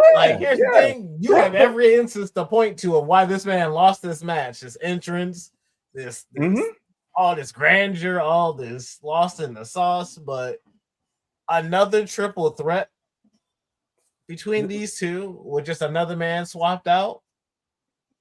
Another triple threat at the same Mania in the same building. Right. Look, I hear you, but they're grasping at straws right now to fill that arena for 2 nights. They need to throw everything out the wall, and I think this is one of those things. Like, okay, we've never seen this matchup before. CM Punk versus Finn Balor versus Roman Reigns for the World Heavyweight Championship. But the thing is, how many more tickets are you selling just to add Finn Balor to the mix? Like, are you really selling that many more? Is he that big of a draw? No, he's not. He's not. Honestly, in today's WWE, he's not. He's really not. Is that like my fantasy booking? Like, yes, I would love for that to happen. Absolutely. He absolutely deserves it with all this. He's been given like the role of Judgment Day that was supposed to just flounder in mid-card status, and they've maintained, and now they're in main event status, so I'm not saying that it's his doing all by himself, but it's all the ingredients that you've thrown in there. So you do have like a Dominic, you do have a Liv Morgan, you do have a Roxanne who's up and coming now, you know what I'm saying? All those different moving parts in something that was supposed to fail when Damian Priest and when Rhea Ripley were kicked out unceremoniously, right? I'm just saying. All right. Well, we shall see. Well, first off, before we get our next entrant, he's waiting in the pod. He's snarling. He's ready to get up and get at it. Just wanted to acknowledge King Davion 300 or 320, I should say, is a loyal watcher on YouTube. Appreciate you, brother. He's got a few questions a few comments. What's good, fellas? How y'all liking the show so far? I think we kind of explained how we're liking it so far. Gerard, much less than myself and Jay. But hopefully, I think this is a great Monday Night Raw show. If I can be honest. Oh, Monday night. All right. Okay, this will be the greatest Monday Night Raw of the year. This is the greatest. Yeah, I'll be on board with that, man. Dude, we got commercials and everything. This is a glorified Monday Night Raw, if you asking me. Pretty much, yeah. WWE's defunct titles are in that crate. I guess that would be a little more exciting than say a Jericho coming back. The Chicago Bulls have more wins than Finn Balor. I don't know if you're talking about title wins or if you're talking overall wins. They do have 82 win seasons, or 82 game seasons. But if you're talking about title wins, then you can't blame Finn Balor for that. All right, and one more. This match is finna cook, though. I agree with you there. That was a backhanded compliment right there. The setup before, and then only to say that, bro. Right, bro. All right. Well, with that, let's go ahead. I think the lights are flickering. 5, 4, 3, 2, 1. What's going on, brother Nate?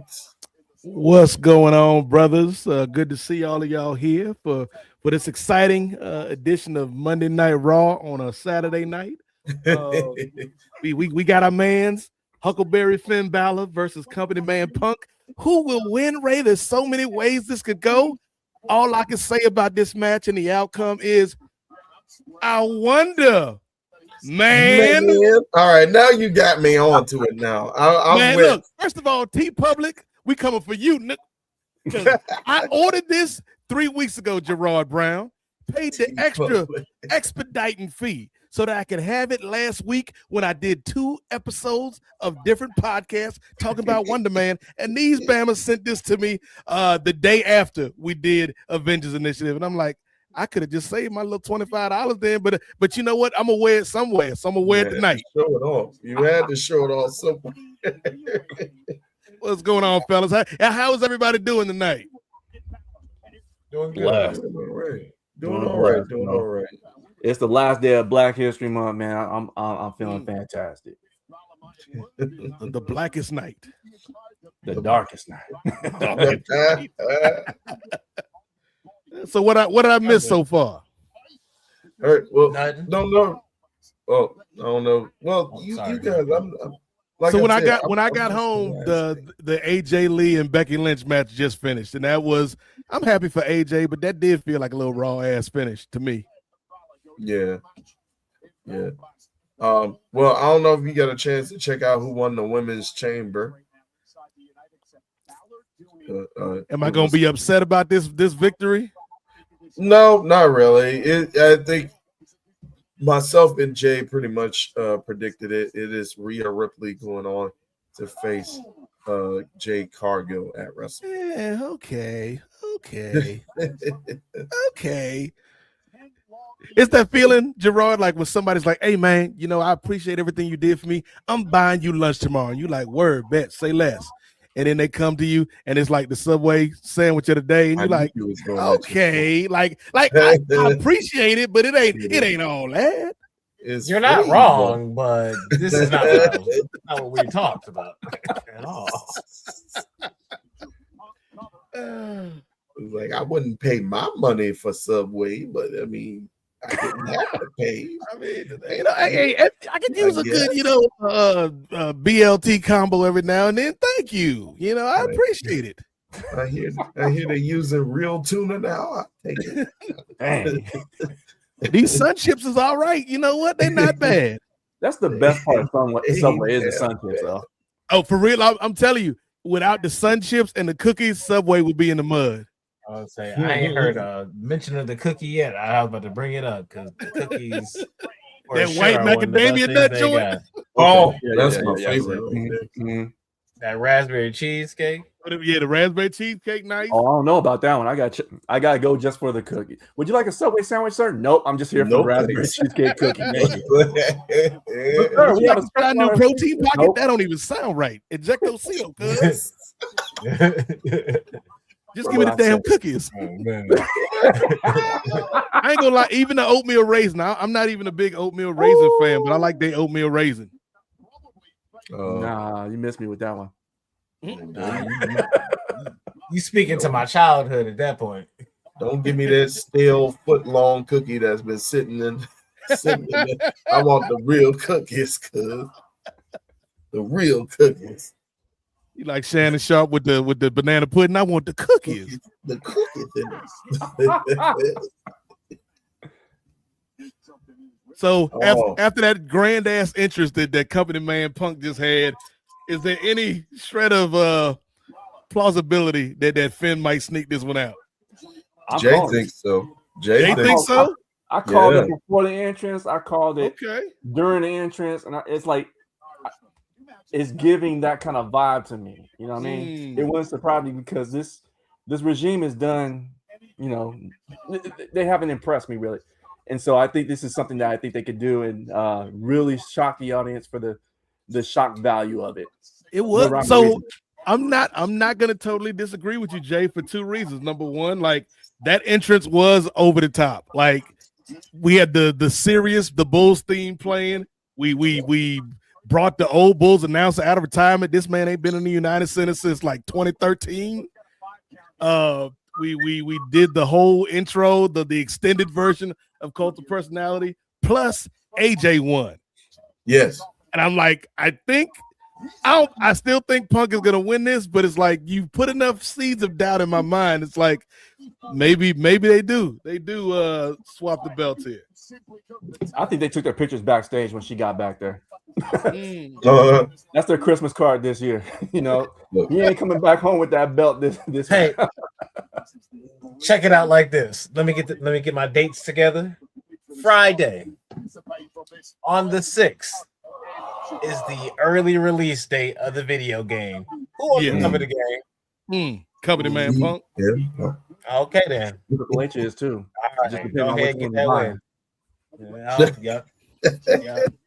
And he not only is he the cover athlete on the I think he's the base version of the game because they got so many damn versions. Right. But then he's also the showcase for this year. Yeah, that is true. So he going into Mania with that title. Yeah, come on now. They actually might get me back this year. I was about to swear him off after last year's debacle, man. Look, it's been a year since that game has been released, Ray. I'd have played that game, maybe 100 times in the year since it's been released. So not bad. I still, to this day, Jay, I still ain't unlocked Tamina Snuka, and I never will. There you go. You want me to win a 6-person ladder match to unlock some damn Tamina? Like, thanks, but no thanks. The juice ain't worth the squeeze. Man, just put that thing on What I forgot what the difficulty mode. No, see that's the thing, Ray. You would easy, think because I tried it, Ray. I put it on easy. But they got so many.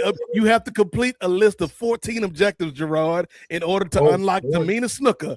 And it's like I get all of them, but then it's like make sure Natty doesn't hit you with the chair. And I'm like, Natty got 3 damn chairs. How am I supposed to duck all of them? She chucking them at me. Like, what am I got hands? And she got. Like I literally dodged the chair, and then she picked up another chair and hit me with it. With a chair with her feet out. Like, what you want me to do, game? You ain't seen one. She had one chair in her mouth, 2 chairs, and 1 chair in her head. Look at the boy. That's crazy. And then Paul Heyman got the nerve to pop up after the game talking about you almost completed the objectives, but there's still more to be done. I'm like, nope, no, there isn't. No more. Not for me. I think I'm good. I've completed the game as far as I know. 100%, Ray. 100%. You just leave that one silhouette, that one unlocked character. Looking like Chris before the NWA podcast in the dark.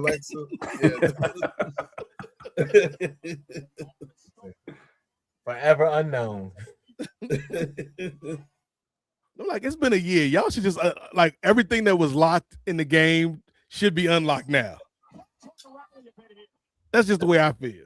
Well, what if they made you? They'd be like, nah. If you got to unlock her, you got to pay like $2.99. Now you paying the $2.99 to unlock Tamina Snooker.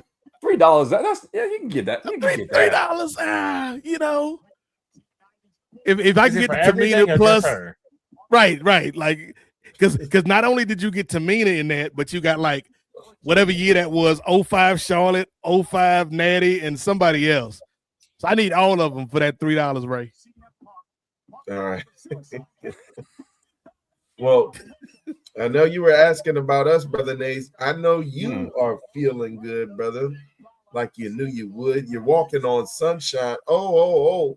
And don't it feel good because Lady Caramel, Lash and Smash, the Irresistible Forces are our new women's tag team champions, defeating Riho last night on SmackDown. How you feeling, brother?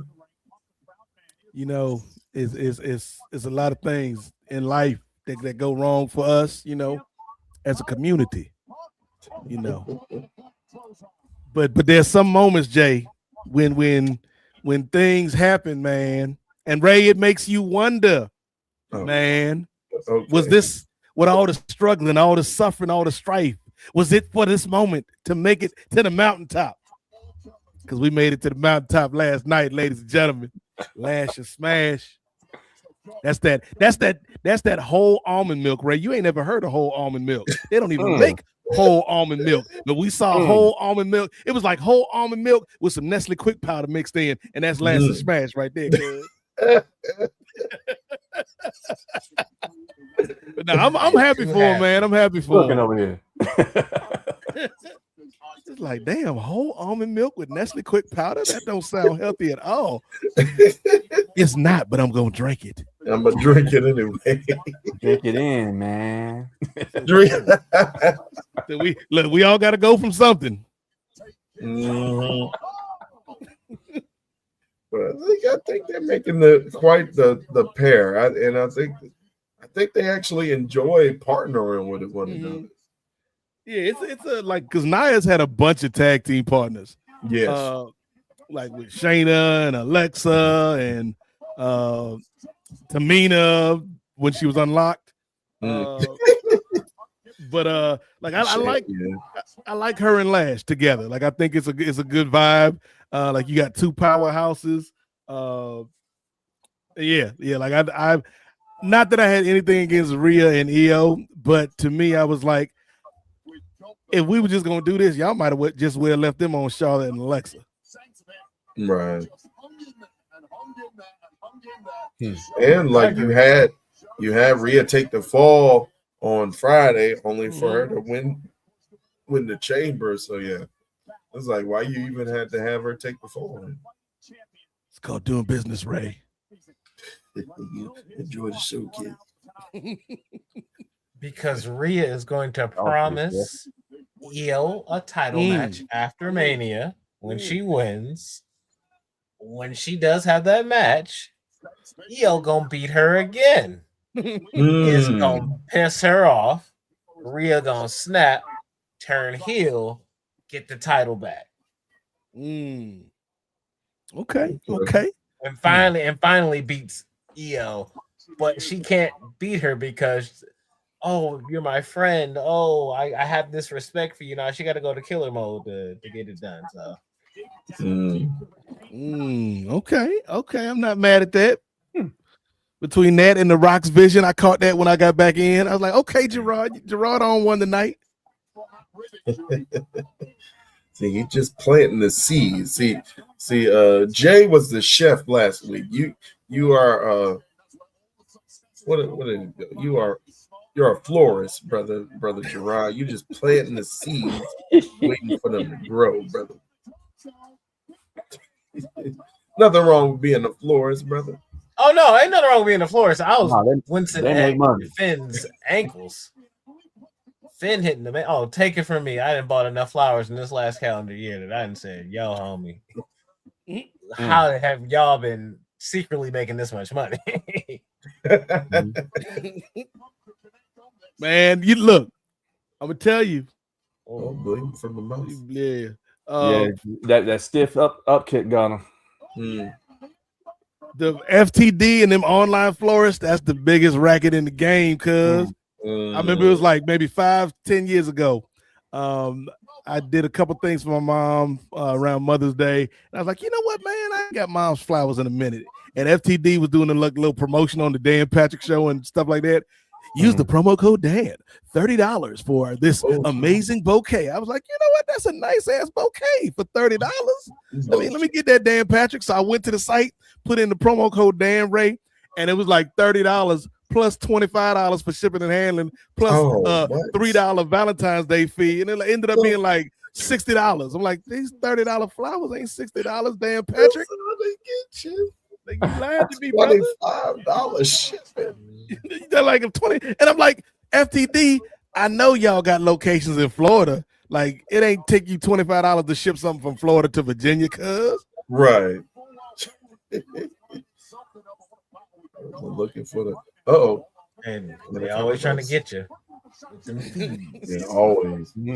That's why I usually do like the edible arrangements because there used to be. Well, okay, Ray, thank you for saying that, because here's the thing. Here's what made that story so bad. Mom got the flowers, right? She was like, oh, thank you. That was so thoughtful. And then I went back home that Christmas, and she was like, I was looking like she ain't had no flowers in the room. Like, I didn't expect the flowers to still be alive, but I didn't see any flowers like in an office. And I'm like, where the flowers at? And she was like, oh, I hate to tell you, I really don't like flowers. Wow.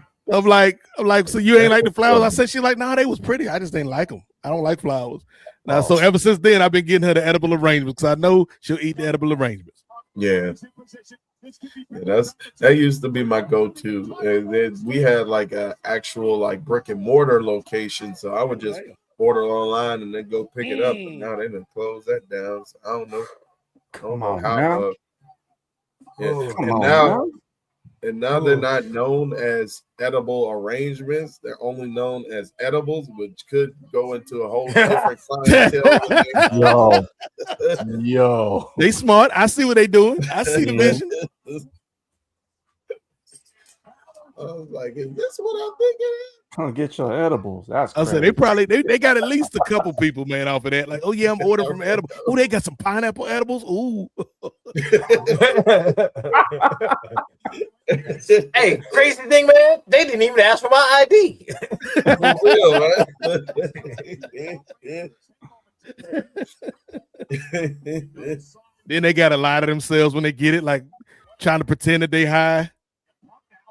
I feel it. It's one of those slow moving ones. I feel it. You got to give it a minute, right?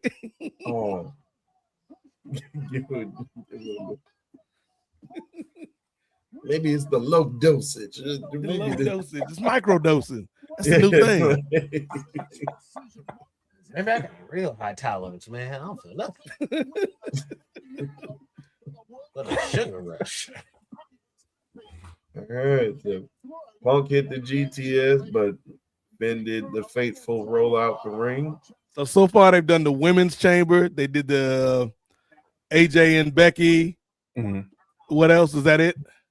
And now, the CM Punk and Balor. Okay. And I think the last match is going to be the men's chamber. Okay. Nice and tight. Okay, Triple H, I see you, cuz. Yeah. We were talking earlier about that crate that's been mysteriously brought from show to show, and I think you made a great point, Jay. If it was an actual person in there, if they keeping the kayfabe, then that person might not be living anymore. But what's in the box, brother Nate? What do you think is in the box? What's in the box? It would be hilarious if who was it back in the day when they did like the brand split? Wasn't it not the Bludgeon Brothers? It was the other brothers. Basham brother. The Basham Brothers. Wasn't the Basham Brothers like the ones they stuffed in the box back in the day? Spirit Squad. Spirit Squad, yes. And they shipped them to the other show. Yep. All six back to OVW. Yes, they shipped them to the box OVW. said back to OVW literally on the box. Yep. After, Wow. DX got done doing that. I remember It'd that. be great if it was the Spirit Squad in the box. It was like long-term booking, boys. And they still got the uniforms on, but they got like full beards. Right. Well, Kenny Dykstra in the back as an agent. They said we had hired Nick Nimitz back. I'm about to say, I don't know if Nikki coming back. Or maybe I say, is it Mikey over there at the NWA as the national champion? I think he caused up a fuss when Ricochet was being the national champion. So yeah. We can get the reunion going. Reunion. They there. It's either them or Travis Scott. That's my guess, Ray. Travis Scott.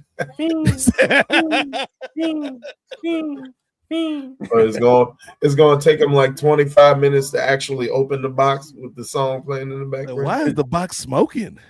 Why is this He got some edible arrangements in there. For every 5 Fiends, you get 1 screw out. So hey, get ready to watch them take their time. But no, I heard like Danhausen maybe. Like I could see that maybe. Yeah. What about your favorite podcaster's favorite podcaster, Chris Jericho? See, it would work if like the box showed up on January 6th. Then I'd be like, oh, it's Jericho. Exactly.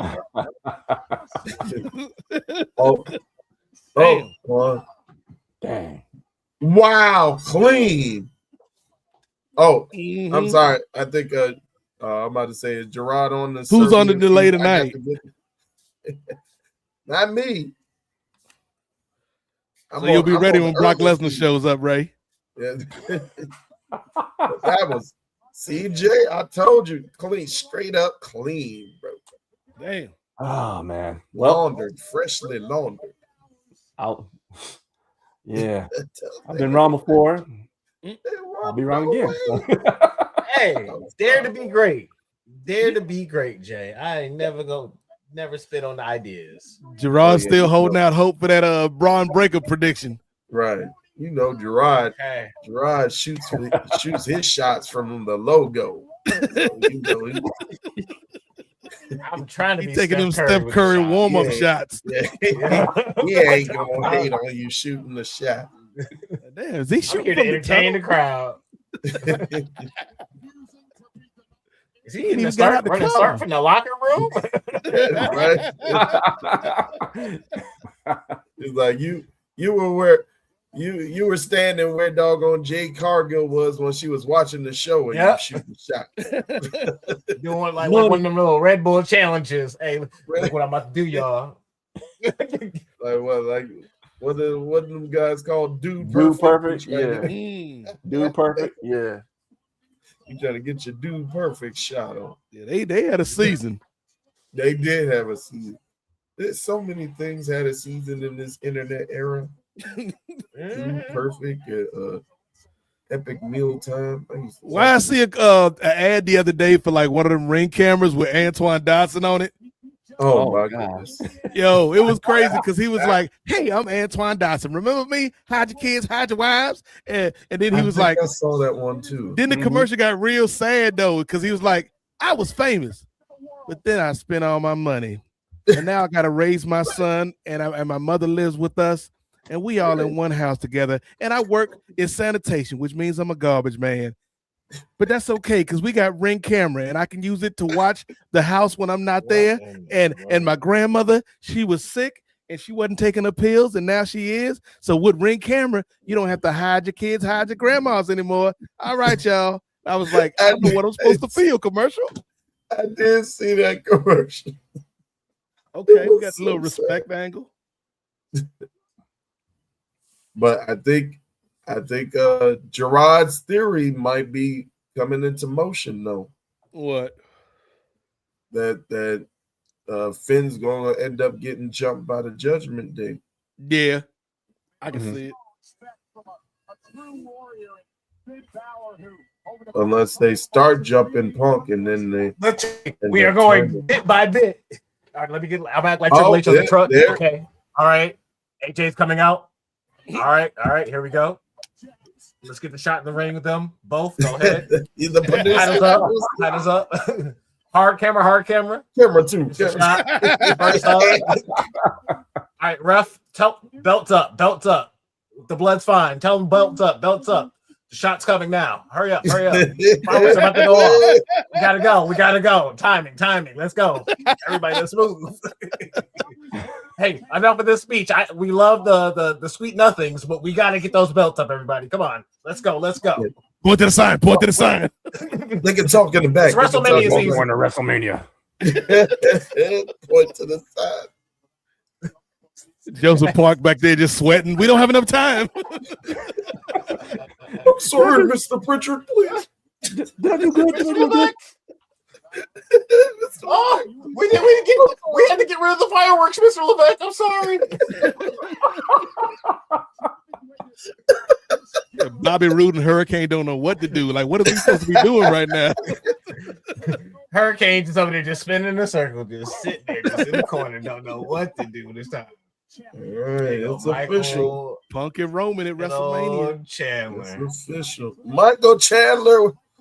Happy Black History Month, Michael Chandler, with your 2 black children. I didn't know Michael Chandler had black kids. He did. Oh, Giannis. Giannis and Giannis. I don't know which other. Is that the Nasus or Alex? I don't know. I think that's the Nasus, yeah. Nasus. There you go, Lil Yachty. Lil Yachty. Yes. So apparently, Brother Nate, you didn't see the Black History Month vignettes that they had for the UFC about 3 years ago, where the first vignette that they show was not of any black fighter or any black personality, but of Michael Chandler adopting. Well, at the time, he had 1 black son that he adopted. Now he has 2. Okay. I mean, look, first of all, first things first, right? Like, that's very admirable. Shout out to Michael Chandler and his wife for giving those young boys a chance in life. I appreciate that, brother. But also, what in the Mr. Drummond is going on, Ray? Like, we're gonna celebrate this white man for adopting these kids and not Kimbo Slice or Mark Coleman or any of these other. Mark Coleman was black, right? No. Who am I thinking of? No. Kevin Randleman. Kevin Randleman, yeah. Kevin Randleman or Bob Sapp. Any of these great black fighters from the past. We're gonna celebrate Mr. Philip Drummond on these streets. Celebrate George and Ma'am out here. What you talking about? Wow. George Papadopoulos. Oh, Jada Rhea might low key hit. That was great. But Ray did say he had 1 at the time, and you know what they say: once you go black, you got to double back. He got 2. So shout out to him for that. He just got through watching the 6 Man. He was like, hold on, A and K go all the way. I only got 1. I need 2 for them to go all the way. Like, this will double my chances of having a Blind Side sequel. If I get 2 of them instead of just 1. Oh yeah, the Blind Side, man. They did that boy dirty in that one. Like he tried to act like he couldn't read and all this other stuff. And he's like, no, I could read. Like I just was adopted by this white lady. I could read. They didn't need to add that. It's just like just because it say based on a true story don't mean it's 100% true. And they took like, yes, it's true. I played football and was adopted by the white family, but that's it. That was it. Like the little girl ain't teach me how to block on the offensive line. I already knew how to play football. Right. Like I knew how to play football. That's the whole reason I was at the school. Oh my goodness. Like, I didn't know how to play until this little white girl taught me how to block and read defenses. Oh, here we go. Uh-oh. What's in the box? What's in the box? See. Oh, there's smoke. Penn and Teller? Nutella. Mm-hmm. Okay. Is it Dan?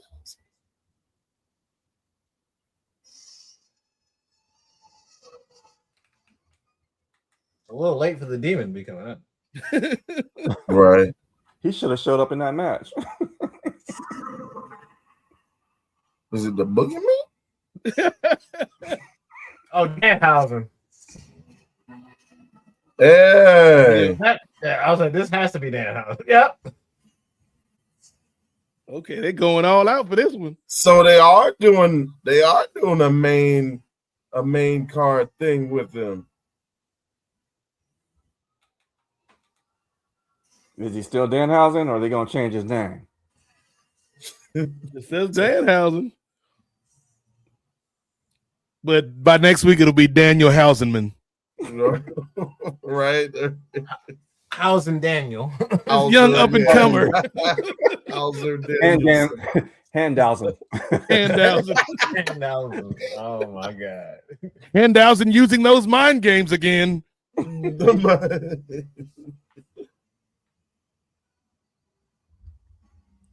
I'm very generous, very generous, very. What's another word for evil? I put the hex on you. I can't put curses on anyone anymore. Right. You are hexed now. Right. I'm about to say instead of a jar of teeth, it's gonna be like a jar of eyebrow. Put some chiclets in there.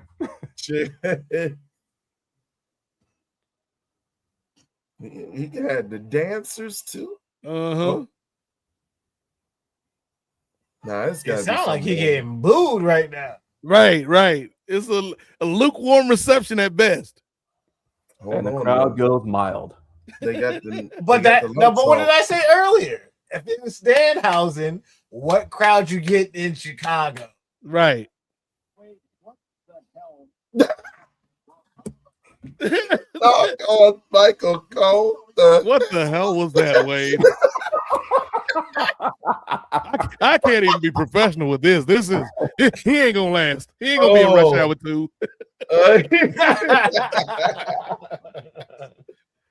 Oh my gosh.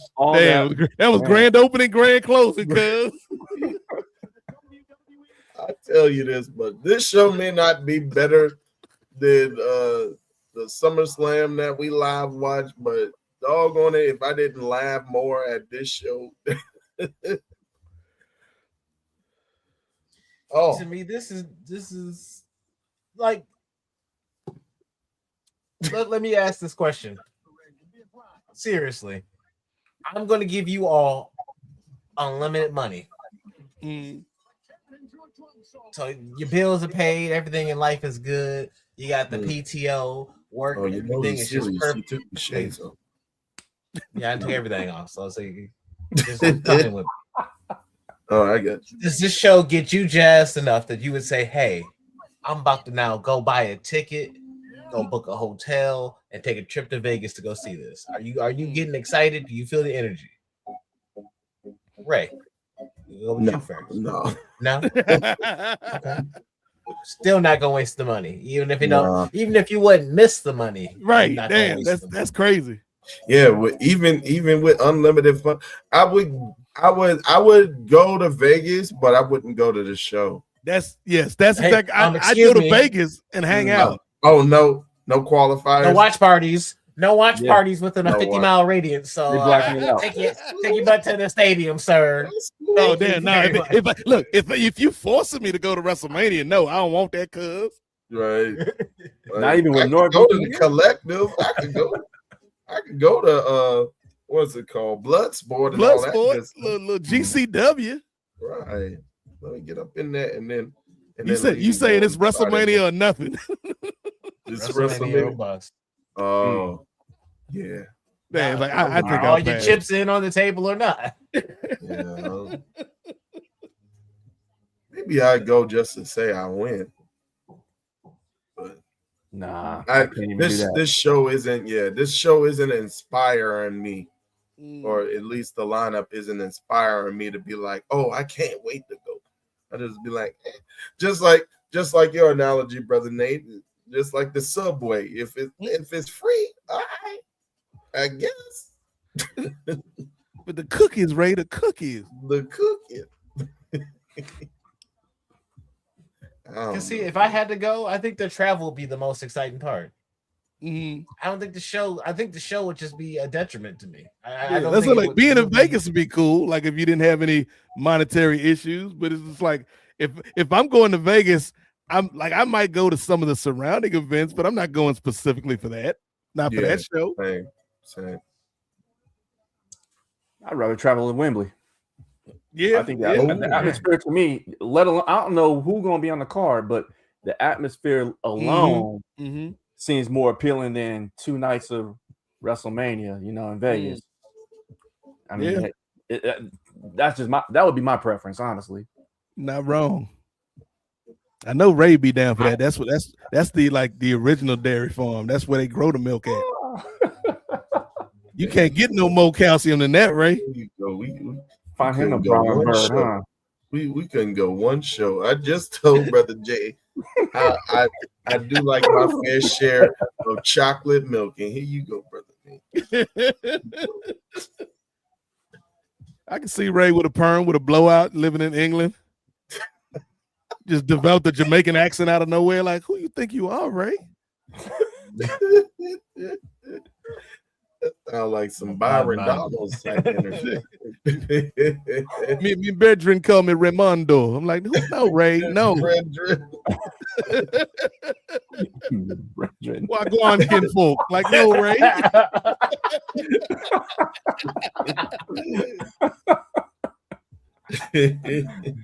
I'd like you to meet Tiffany. Like, no, Ray, no. It don't go together. What going on? What going on? I can't even do it. All of a sudden, Ray moves to England and dates some 5th string royal, and now he's a drill rapper. Is that a real thing?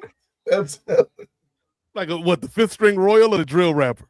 The drill rapper. The drill rappers are real. Like I don't know like a specific drill rapper, but it's like that British rap style. Eeny, meeny, miny, mo. Brethren, no. Stub me toe. Like, okay. He was flowing though. He was flowing. Get the ratchet, let them know. Yeah. Like that's a style in England. Like Drake stole it for a second when he was going around the world collecting rap styles like Infinity Stones. He said, I must win. Yeah, I don't know if any of those rap styles helped them. How you master all them styles and not win the battle, dog? What do they say? Jack of all trades, master of none. So what do you think about this, Gerard? The first hour live on ESPN. I say like this. as the kid in me says, yo, that's amazing. WrestleMania is on ESPN. It feels so official, like a referee with a whistle, don't it? Like, come on, that's kind of crazy. Wow. But also, I know we at a different point in time where y'all are trying to. You are now a partner, so you're trying to convince people. Here's our preview. Oh, we got you hooked. Oh, we gonna cut it at the right time, hour in, and when we cut you at hour in, we're gonna make you want to buy that $30 for that app and spend it for that month and maybe for this month. But like, nah, I'm good. Because like I don't like. I don't know. I don't like the whole ESPN presentation and the package of it all. I haven't enjoyed like. That's why I'm always watching on Netflix. My experience has been using a VPN. I'm currently in the UK. I decided to leave Canada for once and port on over to the United Kingdom. But VPN and Netflix is how I watch WWE nowadays. I'm not supporting all these extra platforms and paying for all these extra things. Nah, I got the money for that. Yeah, brother. I just got my VPN back too. $60 for 2 years, thanks to Surfshark and Stephanie McMahon. Thank you, Steph. But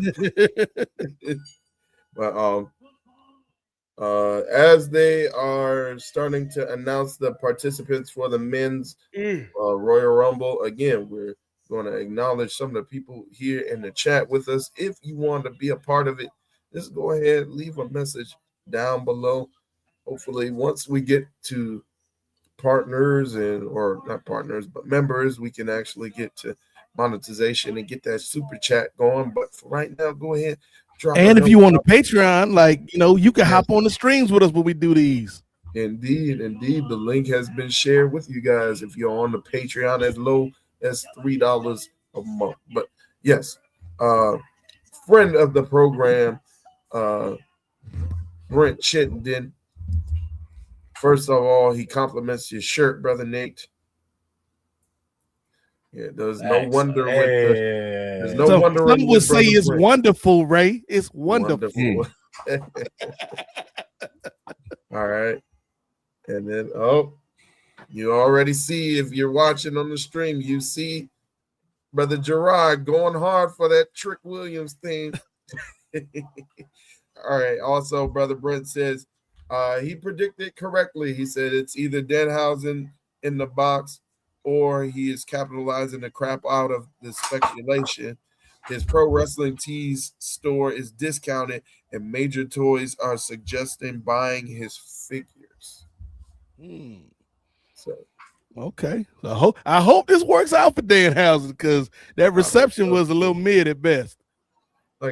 Like you mentioned, Gerard, I think it was too big of a stage to debut him on. If you would have debuted him on like a stand and deliver, he would have killed in NXT. Well, at least he got a better reception than the reveal from last night's SmackDown. That was rough. Right. That was rough. I'm surprised they didn't start shouting out, "Who are you? Who are you?"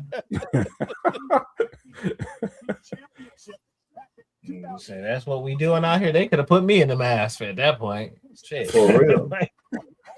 Yeah. Oh man. I feel like for Booker, like for Trick, like we needed Booker for this entrance. Oh yeah. It don't feel right without Booker.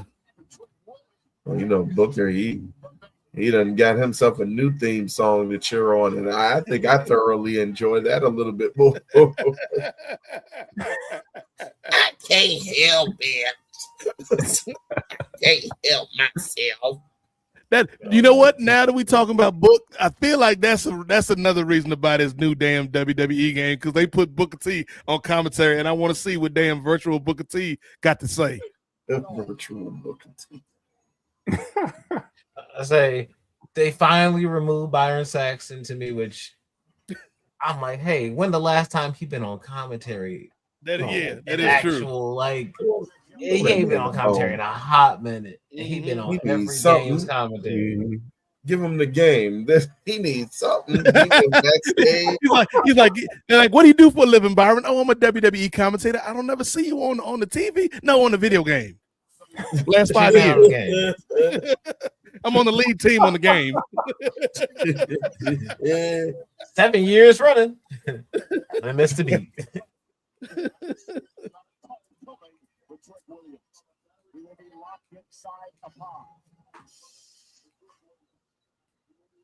But back to your point about ESPN, Gerard, it's weird. Like there's some part of me, like you said, like the kid that grew up loving this sport, like that is like, oh man, this is kind of cool seeing like the WWE integration on Sports Center or Get Up or Get On Up with Greeny during the month of February. But it's also kind of like it doesn't quite work because there's a couple like ESPN personalities that like are fans of this stuff and they have like enthusiasm about it, and then the other half just kind of play it for like jokes, and it doesn't quite resonate. And when you don't have the full backing of everybody on it, when 1 week is somebody else covering it, you feel the lack of energy, you feel the lack of care, and it's just okay. Let's get this silly stuff on so we can move on to the next thing. Like they did a top 5 a Sports Center top 10. That's what they did of Elimination Chamber moments, and like the 6 o'clock or 9 o'clock Sports Center team, like they handled it like they was fans. The Sports Center team, like in the early morning, right when they did the same top 10 on Saturday this morning, they were like, they showed somebody getting thrown off the top of the pod. They're like, oh, well, that's gotta hurt, doesn't it? I wouldn't want to do that. Oh Lord. Like, oh no, y'all. And then I think I saw an interview on First Take with AJ and CM Punk in studio, and as Stephen A was coming in on satellite, and they had like his face on the big TV screen or on the monitor, and he just kept calling Punk, so CM, you fought right. Yeah, I saw that. CM, no disrespect, CM, but you know, you're never gonna be the Macho Man. He was my favorite, CM. And then I think he said something else weird too. He did refer to him. This brother does not watch at all. Right. All right. So LA Knight coming out. And we were mentioning the Unreal. You Brother Jay, you were mentioning the show WWE Unreal, and LA Knight. See, he didn't really get done right on WWE Unreal with them considering him, or them not considering him to be like a top guy, and kind of taking the ball away from him. And now he's wearing this T-shirt that says Unchosen. So it's like, how much truth do we have with Unreal as far as what they're putting out there?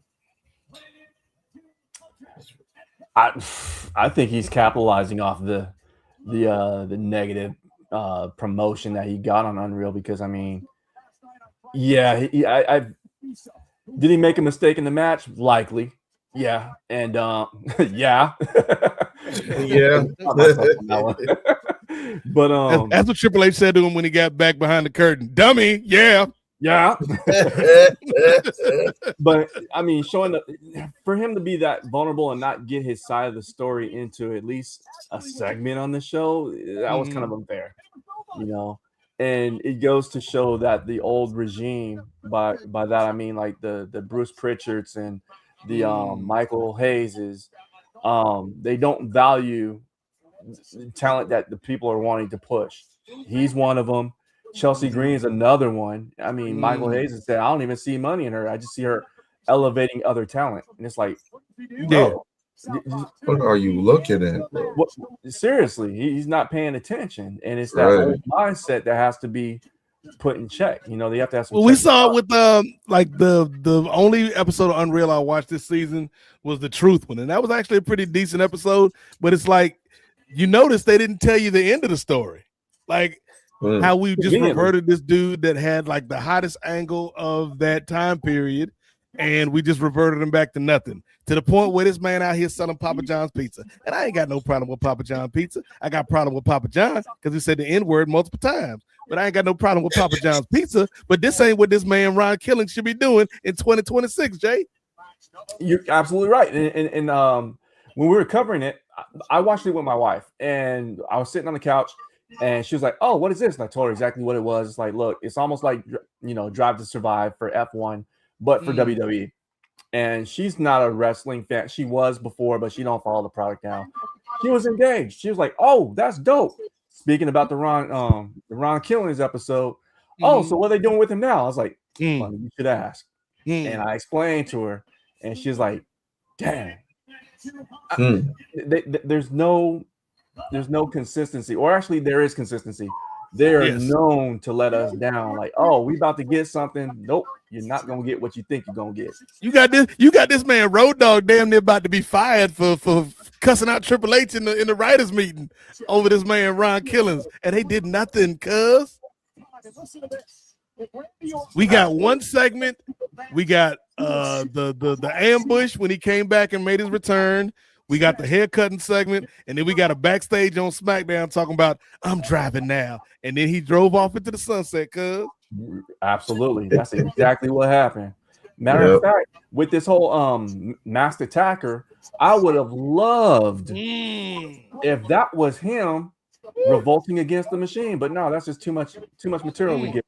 You know what I'm saying? At least this time, the attacker should wear socks. Cover up just a little bit more.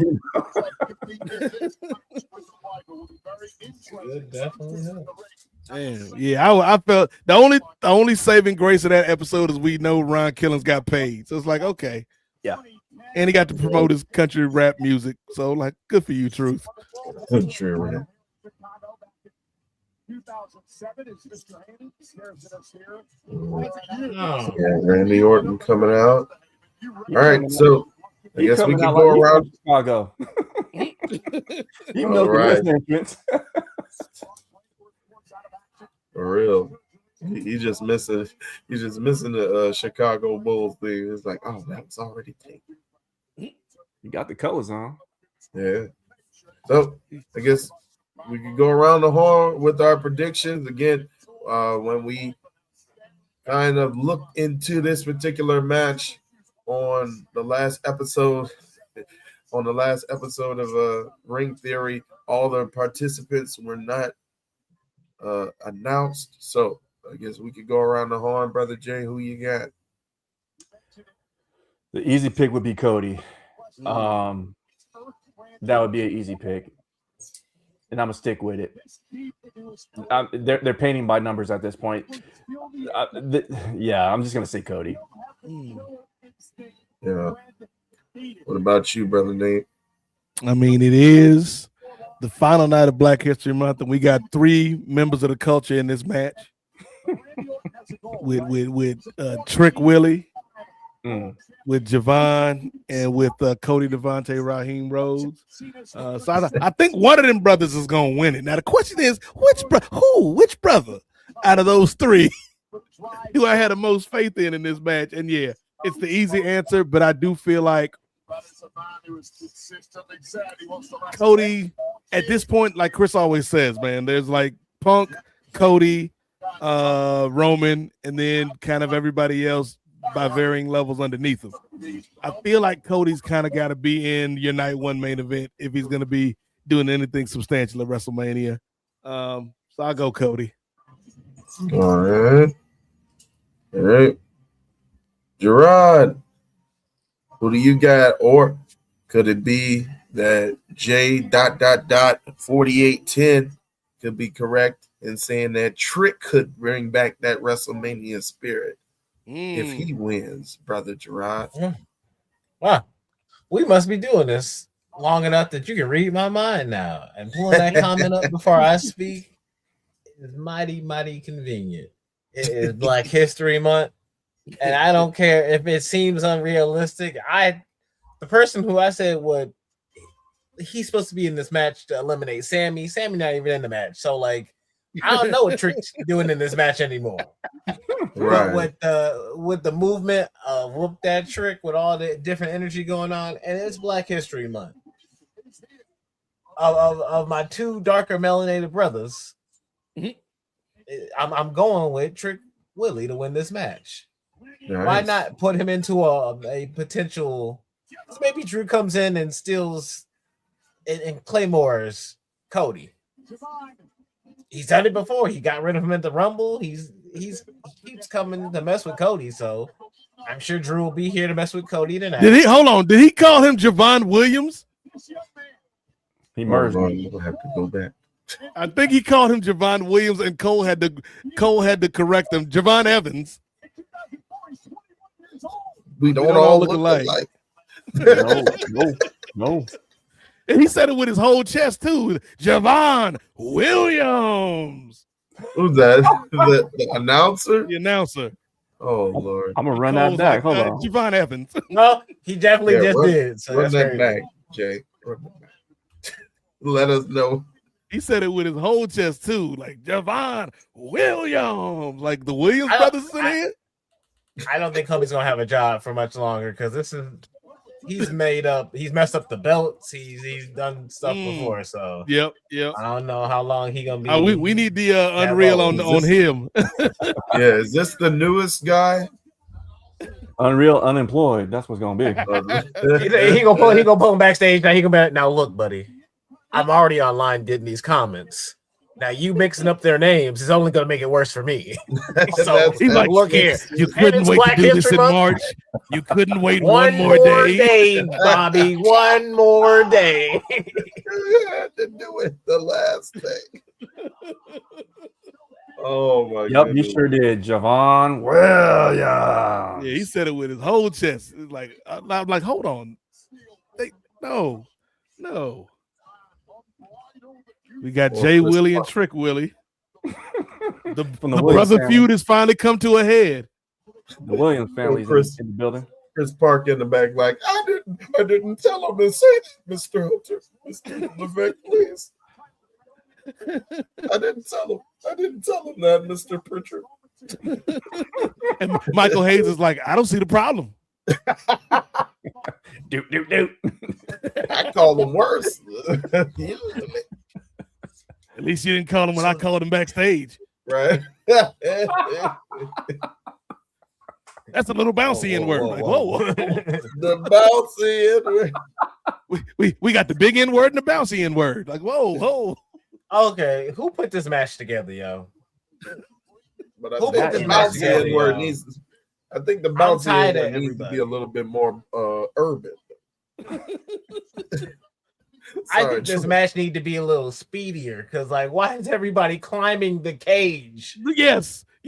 Everyone has climbed the cage, but Randy. Randy took the time to show us his dick and his pose, and he just stood there with that one. No, because he literally stood there, just hit this one pose. He said, "I'm not climbing." Randy's like, "I'm a vet. I'm work smarter, not harder, kids."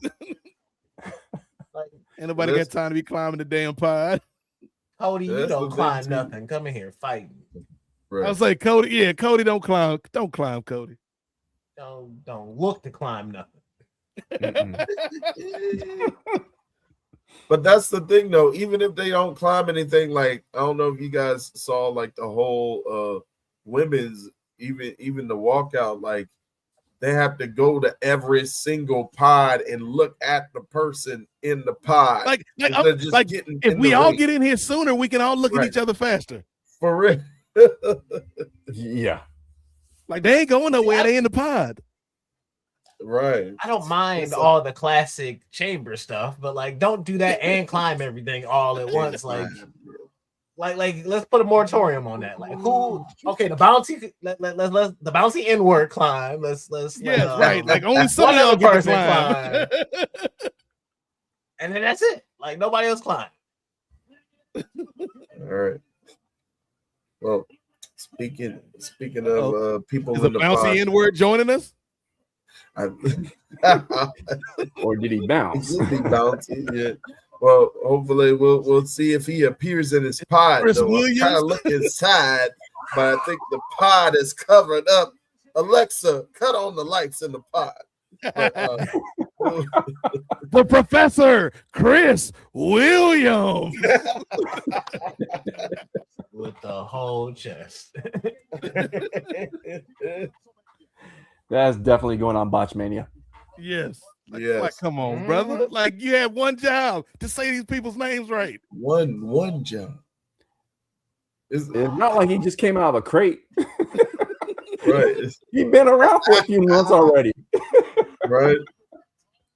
Like, there's a reason why Vince didn't want everybody to have the same first name and last name, so that this wouldn't happen. Don't climb this damn pod, Cody. Well, you know, every pay-per-view he has a mask come out, so maybe the mask appears from the pod and he put the mask on. Oh, he in the ring. Oh, is he going? He's going corner to corner, but he in the ring. About to do something. He about to do something. He's like, all I right, I see you, brother. He said, now let's get this match started. Ring the bell. Thank you, Cody. Go home. Okay, no, you saw he acknowledged Trick. He's in the pod. He's like, I'm gonna liberate you, brother. And then he gave dap to Javon Williams, showing the brother the theme. There's a theme. Damn, why they look similar? They're wearing the same color too. Not Cody running up to him. Let's show him why we call it Black History Month. Come on, man. So we got Cody Williams and Javon Williams. The Williams family is out. The Williams family. They are wearing some similar ass tights though. They are. No relation. He's from the North Atlanta Williams. It's a different family. North Atlanta Williams. All right. Now the pod has been revealed. It is now he's out of the box. He's out of the casket. You got Chris Housen. 3, 2, 1. What's going on, brother Chris?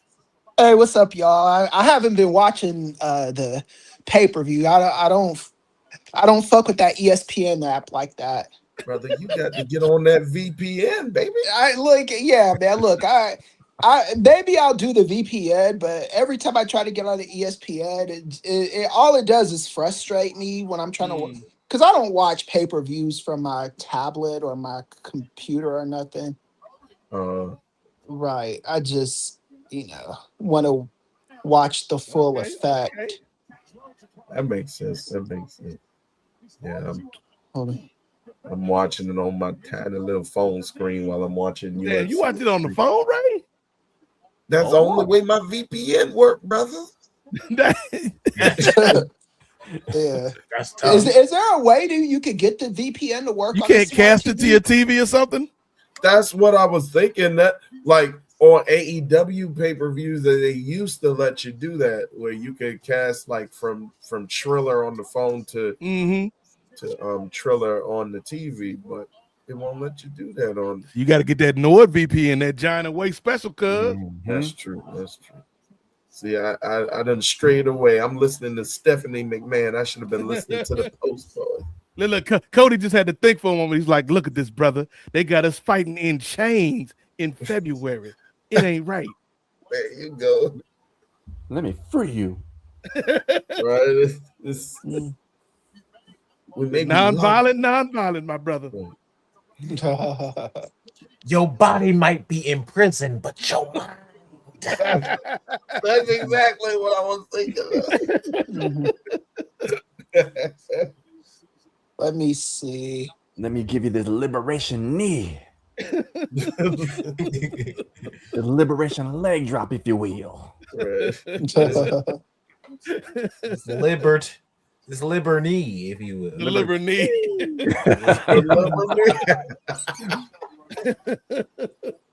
named after my daughter. Oh man. I'm trying to. It'll be wild if Cody led an all black faction. Just You know what? If things really go downhill, I want them to just throw shit at the wall and let that be one of the things they throw at the wall. Like, but at this point, you know what? Let's crash the ship fully. No, See how Triple bad H we can ain't. do it. Yeah, Triple H ain't gonna let that happen. it's Raheem and the Revolution. Yeah. Well, what did Hey, what did they do? Ryan and the rest. It's like, what is Cedric Alexander doing back here? Raheem the Dream over here. Yeah. I remember back in I want to say it was 2008 or something like they that. doing the Black History special. Come on now. He did The Williams brothers. him from the shackles of that plexiglass. He was the first I one say Cody we freed. must- Cody liberated him. We must boycott this show in our month. The month of Black History Month. They gonna have the 3 black brothers kick off this match to fight each other while the white men watch for entertainment in their pods comfortably. I will not see it. I will That's not the spot. That's the spot they need to do. They need to have Cody come in. Stop fighting, brothers. Let's wait till these honkies get liberated. Triple team there. If we only had filters that had like the dog or Dr. Umar Kufis, and we just come up with this match is gonna sprout a whole new wave of memes. I can sense it. Oh, hit him with the pimp hand. It'd be your own people from behind. Come on, now. And they all wearing gold. I'll say they all wearing similar color schemes. They are. We are acting like crabs in a barrel, my brothers. Instead of pulling each other down, we should be uplifting one another. Say, we should wait for one of these white men to come out, and then we can have a 1,000,000-man march on their ass when they come out. We'll stop them all, hold on them. Like what New Day used to do in the corner. Mm-hmm. Oh yeah, like of course, that's the 1,000,000-man march. Yeah.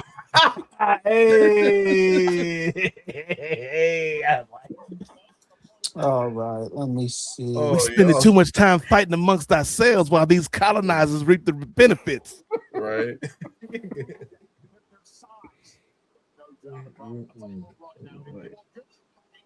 Whose face is on that poster? Company Man Punk. Right.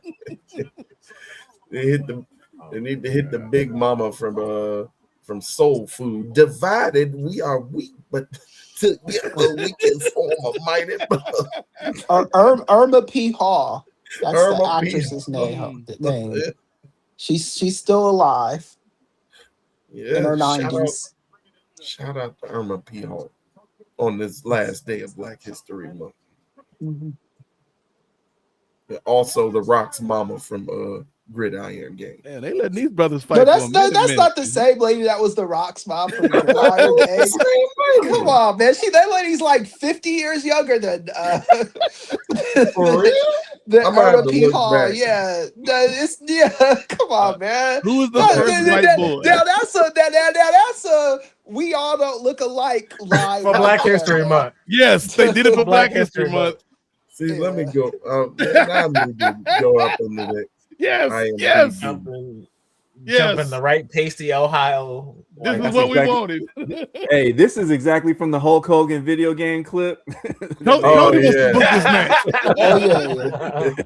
Yeah. That's what this is. Cody's like, guys, I got a spot for us. The referee had to get in there. They whooping your monkey ass.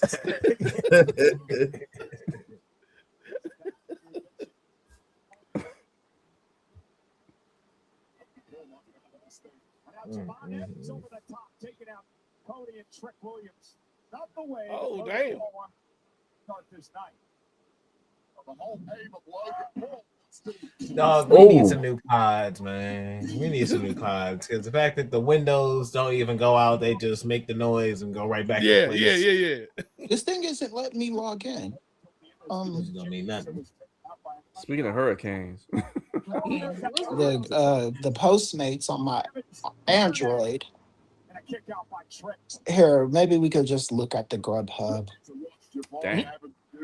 Oh, you thinking about dinner already? What you getting for dinner, Chris? Yeah, well, my wife wants some fish and chips or some bangers she's some bangers and mash. She's British. I don't want no damn bangers and mash.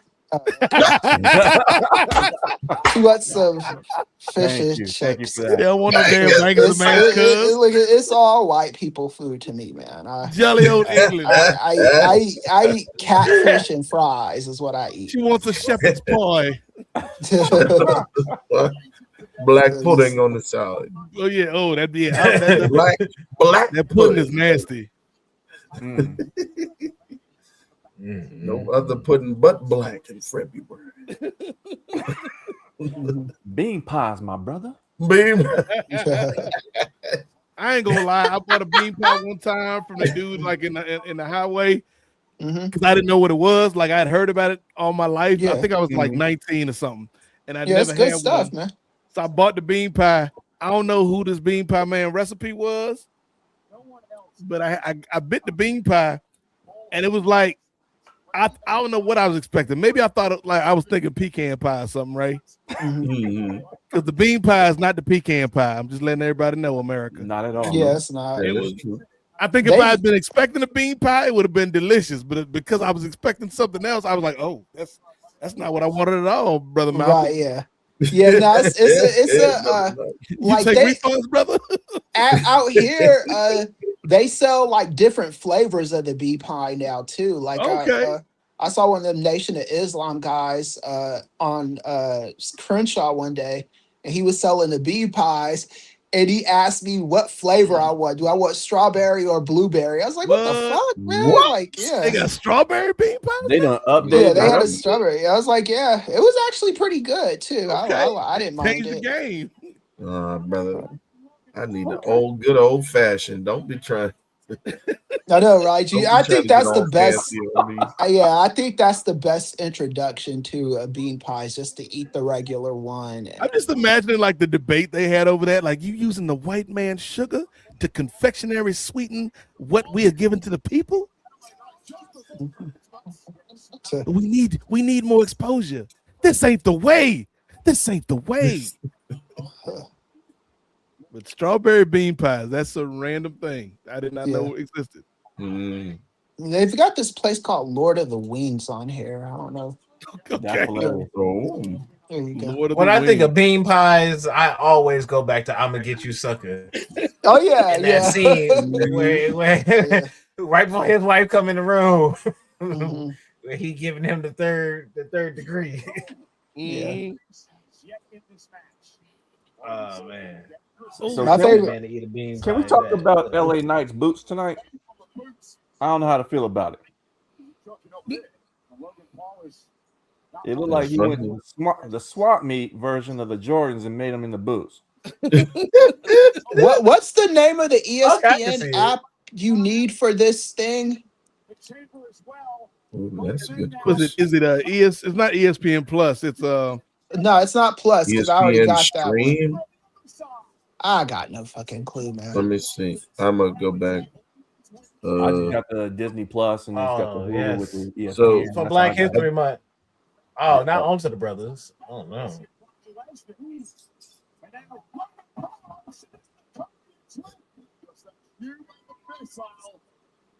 damn. See, this match is trying to tell you something, Gerard. No matter how high you climb, there will always be a white man trying to take you down, brother. Hey. Literally. Unless you On can the turn the ki- table on first. the pod. Oh no. That didn't look good at all. No. He's like, sorry about that, Mr. Williams.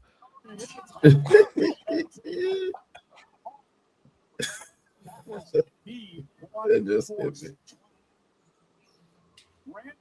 Yeah, something he gonna get yelled out in the back again. That BFT Right. is garbage. You know, Like, what did you do to the bouncy Negro?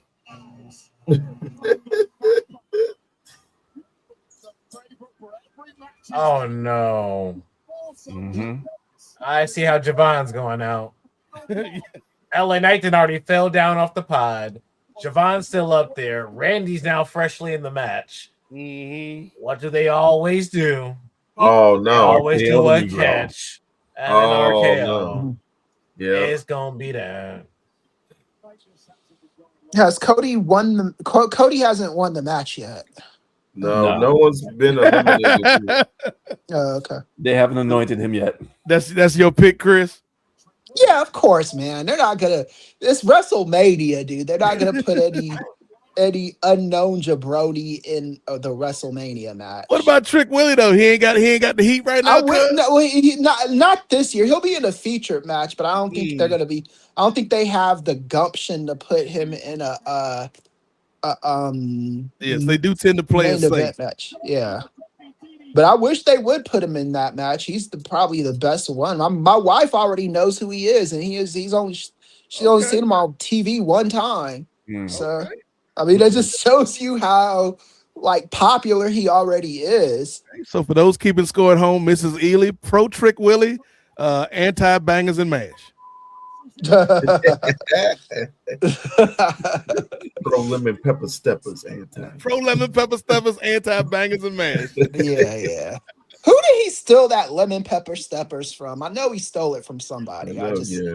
I just can't think of who. Yeah. Oh. Like it's been around. He borrowed it, brother Chris. He made it his own. Yeah. Nah. I've heard lemon pepper steppers a million times before Trick, but I ain't never heard your breath smell like a 10-pound bag of bounce that ass before. Like that's I never heard that. That was a new one too. I heard, that was original. That's all Trick Willie. Yeah. Oh, that was fine. He should get the world title just for that line. Oh, no RKO. Okay. His neck. Yo. The colonizer. Yeah, I think I might be a little behind. Colonizer with the pulverizer. You ain't had to do that. You ain't had to do that man neck like that, cuz.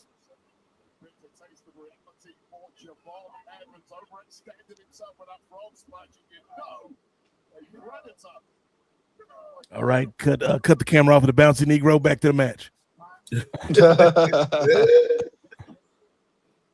Look at Cody. Cody, the first one to get back at him. Like you did that to my brother.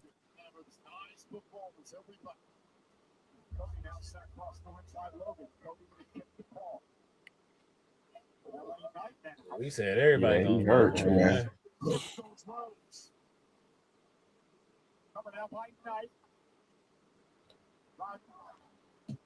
Dang. He really making sure those shoulders are down. LA, that was your moment. You had the face of the company for a close 2 count. That we're supposed to believe you're going to win the match, but you can't even get it started on the match. Yeah. The longer LA Knight is in WWE, the less and less enthusiastic I get for his main event push, man. Damn, it's not happening ever, unfortunately. Damn. So you saying 3 years ago it was like LA Knight, yeah. Last year, LA Knight, yeah. And then this year you're like LA Knight. Yeah. He's like, I would say he's a step. He's a step underneath Sami Zayn, which is not bad, but it's not like ain't in a bad spot. But Sami Zayn is gonna get when he gets the title, it'll be like a transitional run. It'll be like a Jey Uso run, you know. Damn. It's not gonna be anything significant. Randy Orton. Oh no! Now you really player.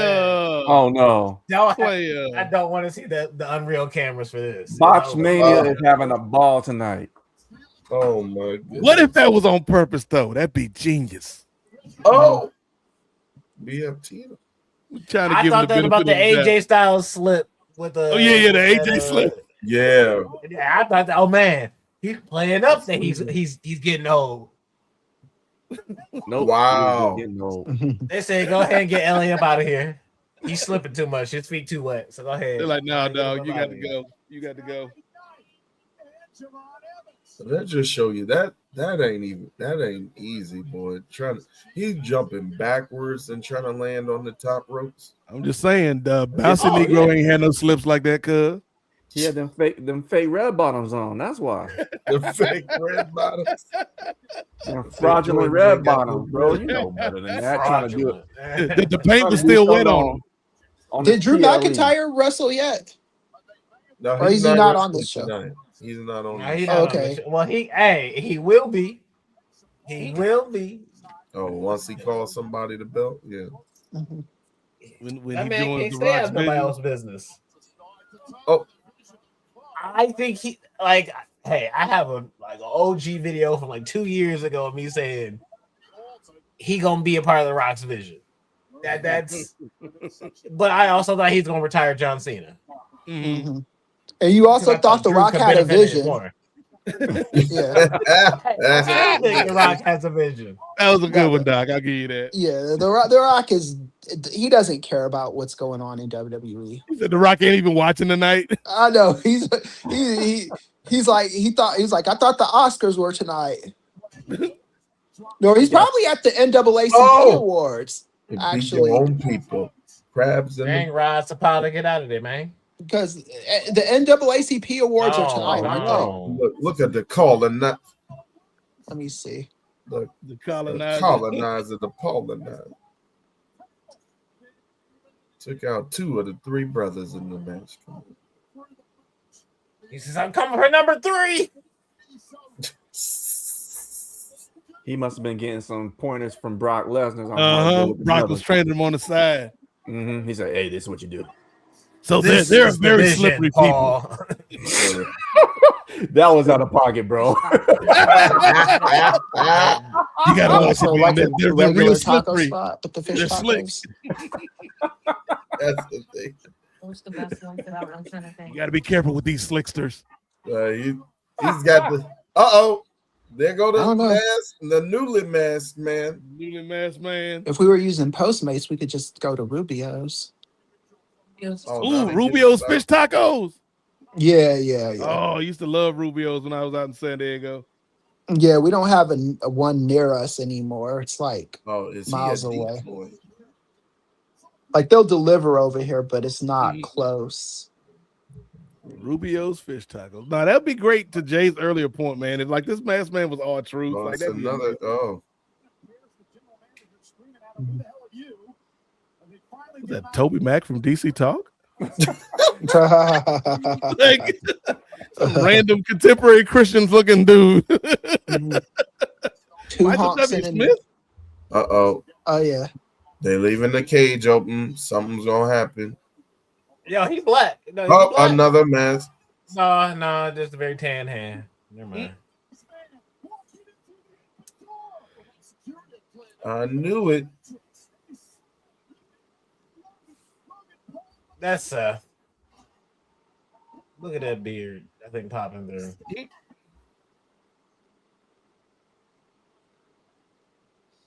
You think that's really simple?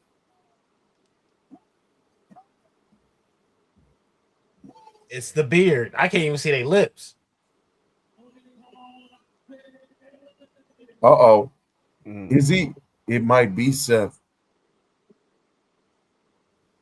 I mean, it's who else is it gonna be? Ah! Like, I fooled you all again. Ha ha ha. It's me. It's me. Shit. It's me. It's me, the man you most expected. Ha ha ha. The whatever laugh he Get could the do. crispy fish taco and the surf and turf taco combo. The least surprising What's the surprise of surf and all. turf Ha, taco? ha. Like steak and shrimp? Nothing Back in mysterious the about match. this at all. Ha ha. Catch me Monday morning on Get Up with Greeny. Get up and go Bears. Go Bears. Don't move to Indiana. Oh, no. Actually, he said he didn't care if they moved to Indiana on Get Up the other Surf day. and turf tacos. So 2 Baja Valley tacos or 2 surf and turf tacos or 2 Baja tacos. Going through the crowd. It doesn't say what's on the surf and turf tacos. Surf and turf. Yeah. I mean, I need to know the surf, and I need to know the turf. Yes, we need specific. Yeah, I need. Is it that shrimp? Popeyes? Is it fish? So it's Chipotle shrimp and carne asada. All right, I'll take 2 of the. How many of carne those? asada? I'll do 3 of those. Okay. That Popeyes, the surf or the turf Yeah, is the or chicken. Yes, the turf is the chicken at Popeyes. Oh yeah, They got no other type of it's turf. the yard bird. Oh, you were right. Yep. You were right, Gerard. So you can get a combo where you can get 2 surf and turf tacos. Play more. Oh, mister. Served with fries and a He fountain. can't stay out of Okay. nobody else's business. 2 of That's them. this character. Fries and drink. Everybody Want 3 did. surf and turf tacos by Then is themselves. Jacob? I'll get the fries and the drink. What kind of fountain drinks they got? Pepsi products, Coke products. And, you want rice? And then or he no? gonna get Yeah, rice is Yep. fine. Right into it. But then don't turn your back Dang. on the Viper. Randy, Got what him. you been? Close your mouth, Randy. What you do? Wow. Pepsi products. Do they have cherry Pepsi? There he goes. Wow. Lemonade, Sierra Mr. Dr. Pepper. There it goes. Sierra Mist. They still got haven't Sierra Mist? updated it to Right. Starry yet. They didn't So change I'll it to get Story some yet? Sierra Mist, yeah. Yeah, wow. no, they haven't. It says Sierra Mist, but they Sierra Mist is way better than Story. I don't know why. It's the same drink, pretty much. yeah, it's the exact same thing. It's the same thing as Starry. It's the same thing as Slice. Oh, It's the same Slice. thing. Slice. Yeah. Like they brought back Slice as like a health drink or some shit, Boo. like one of those poppy drinks. Okay, so Randy Orton, the Viper, $10 eliminated. 4 or 5. We'll do the $10 tip. What's Randy doing? He won. Randy just won. Oh, he won the match. Yeah.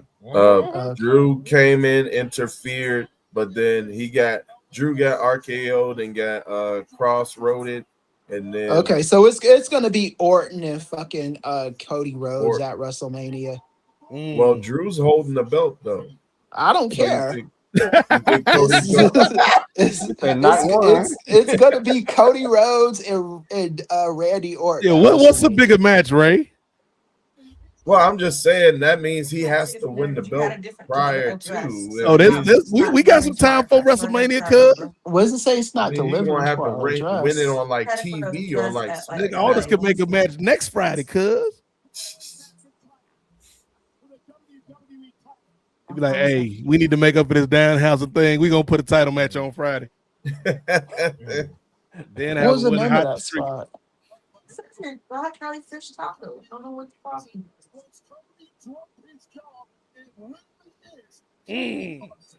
Don't trust the Viper. He walked right into it too. He really did. Washington, it's not even far. You know, if I didn't know, We need to better, get I would we think need to it was order it on going Postmates. No. All think we Randy's gotta gonna do is win log that into my Postmates, and then I had an they're idea, gonna ask for my phone but I know number, it sounds like and then 2020, like hindsight being 2020. But I had a feeling about Randy winning. it. Yeah. So they could match him up with Cody at WrestleMania, Ray. I don't know about that. We got to fill up this stadium somehow. Ain't nobody flying out to Vegas for no Drew McIntyre, Randy Orton. Yeah, We gotta get sad looking Cody Rhodes sitting down, looking like a sad John Cena. Mm-hmm. He's like, I let my people down. Mm-hmm. So Cody Rhodes versus. If they do that match though, then wouldn't it make more sense for Cody to be the bad guy in the match? If it's Cody Randy Orton, yeah.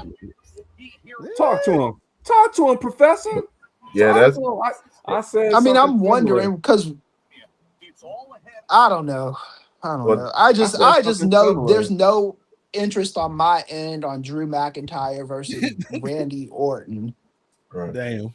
I'm not saying there's no interest in Randy Orton or Drew McIntyre, but fighting together is just not an appealing match in my opinion. To me, You know, I will say one wins. very positive thing about this show, fellas. We out before 11 o'clock. Yeah. He's gonna get him with the buggy. I'm like, damn, I think the entrances was almost as long as the match. You out before 11, but are you more excited for Mania? I mean, I'm about the same level of excitement. But here's the thing: I expected to feel something more after this show. Something. Get him. Yeah, I love your idealism, Gerard. I really appreciate it. This is like I remember what it was like to have hope. But here's the thing: what is this whole idealism about what I'm saying? Because this is a business. These mugs like to treat it like a business now. They last year said we're not selling tickets. Let's have a big moment so we can sell some more tickets. They're not doing anything this year to sell more tickets. What about this show said to you, hey, I gotta now go to Vegas. Oh, I gotta go see this. Oh, last year you might be John AJ Cena's Lee's last Mania. WrestleMania, man. Yeah. But like, what do you have? Like, okay, there's that. It might be LA Knight's last WrestleMania. Damn, homie might not even make it at this point. If he make it, right. If he make it there. Him and Danhausen gonna be in the crowd. I thought the Danhausen gonna be in St. Louis and stand in the liver. Not the BET Awards, the other. That's where Danhausen gonna be at. Knight and Danhausen gonna be in a Slim Jim commercial. That's the closest they coming. Has Danhausen signed yet? I hope he is after tonight. He broke out the box, so they gave him 6 dances, a box, a casket, a house and a mule. At this point, by the way, they had him coming out, but 2 sparklers. What does it mean? 2 sparklers. Nobody reacted. Like, it was the crowd super went mild reaction. They said, "Who this?" Now they liked it for like. Isn't he from Chicago? Seconds. I was gonna say, like, I know he's like. I think he is. Well, he was like he was like the poster boy for like pro wrestling tees once upon a time. So I know they know who he is. It's just like you build up the hype for all of that, and then you're really let down. You know, it's typical. You know, pro wrestling. It's like, hey, let's hype this thing up, and then gets the fans all excited, and then it's a big letdown when it's not what you expect it to be. So, and really, like, who's the indie guy or girl that on their first crack in the company, like brought that same buzz from the indies to that WWE presentation? Aside from AJ Styles, and even with AJ, it wasn't like directly from the indies to WWE. Yeah, it was go around the block. Maybe Bryan Danielson or Daniel Bryan. That's what I was thinking. Like maybe Daniel Bryan. And I could really think of that. And even Daniel Bryan, well, they gave him the Miz as his pro for that season of NXT, and then they gave Low Key like Lay Cool as his pro. Damn, I forgot Low Key was in NXT for a hot little second. Low Key knew that his career in WWE wasn't gonna be shit once they gave him Low Key as his pros. He was like, fuck, man. He's like, shit. That would have been great if like Unreal existed back then, like just Low Key. I don't think my career is going the way it should. Yeah, he's gonna be like, I moved to Connecticut. Yeah, I moved to Connecticut for this. It'll be in the beginning with my real name is this, but they call me Senshi. Come on, Low Key. Yes. And then Paul will be like, you know, we love your voice, we just don't like you, kid. Yeah. You want to do some voiceovers? Exactly. Just do our voiceovers. Yeah. I think he's still not a bigger bust than Braden Walker. Ooh, but, Yeah. That brother. That's tough. Yeah. Like Austin No. Aries, he got his WrestleMania moment on the pre-show. So I mean, Good for him. yeah, it is what it is. Braden Walker gets the hopeful track where he's literally like he's walking out the back doors in Florida, and TNA like, hey y'all, I'm going to WWE. I can't wait to see y'all at the big time. So I'm hopeful. Yes, I am. Hopeful that too. Braden debuted and was gone in 3 weeks. Yeah, that poor dude. And he showed up and he was like 50 pounds heavier than he was in TNA. He just didn't look like he was in shape at all to be there. No, it wasn't like a muscly build, not to body shame the brother, but it was just like he was puffy. Right, yeah. It was one of those builds where you could already see what Vince McMahon was thinking in his head, He's like, I've got a joke for you, Braden. Knock, knock. Yeah. Who's there, Vince? Naga. Naga who? Not gonna work here anymore. Yeah. Because Braden what made it Walker so bad was he came back to TNA and he didn't even hit when he came back to TNA. It was like, it's gone. Yeah. Whatever. That was his. When he head back to TNA, they just punished him. They were like, okay, this is where you're at now. You know it's bad when TNA is punishing you. Like, yeah. They say, "Oh, you thought you was better than us?" Yeah.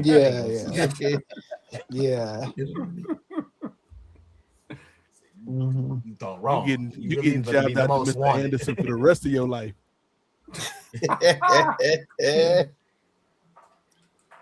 All right. Well, we did it. Another one. Yes, that brings us to the end of another WWE pay-per-view. So I guess we could go around the horn. What were you guys? Well, Brother Chris, I guess you'll have some short thoughts on it. Yeah. You wasn't giving the 5. You wasn't paying the 5. But, I'm watching an Image Award, so Okay. He needed to cleanse himself for the final night of Black History Month. Right, yeah. And I don't even know what the hell's going on these Image Awards either. Lincoln Square didn't ask me to cover that. They're like, cover the Oscars. We don't know about these Negro awards. Chris was like, what about the Image Awards? The what? Like, what the hell is that? Shout out to Lincoln Square. I need to be quiet before they that would be crazy work if Chris messed up the bag the last night of Black History Month. Like, damn, Doc. Yeah. Brother, be your last surf and turf taco, brother. Brother Gerard, what did you think of the show? Did it move the needle for you? I think I already know the answer. I'm not gonna say it regressed the needle, but it definitely, I think the needle has just stayed at the same, and that's the issue during WrestleMania season.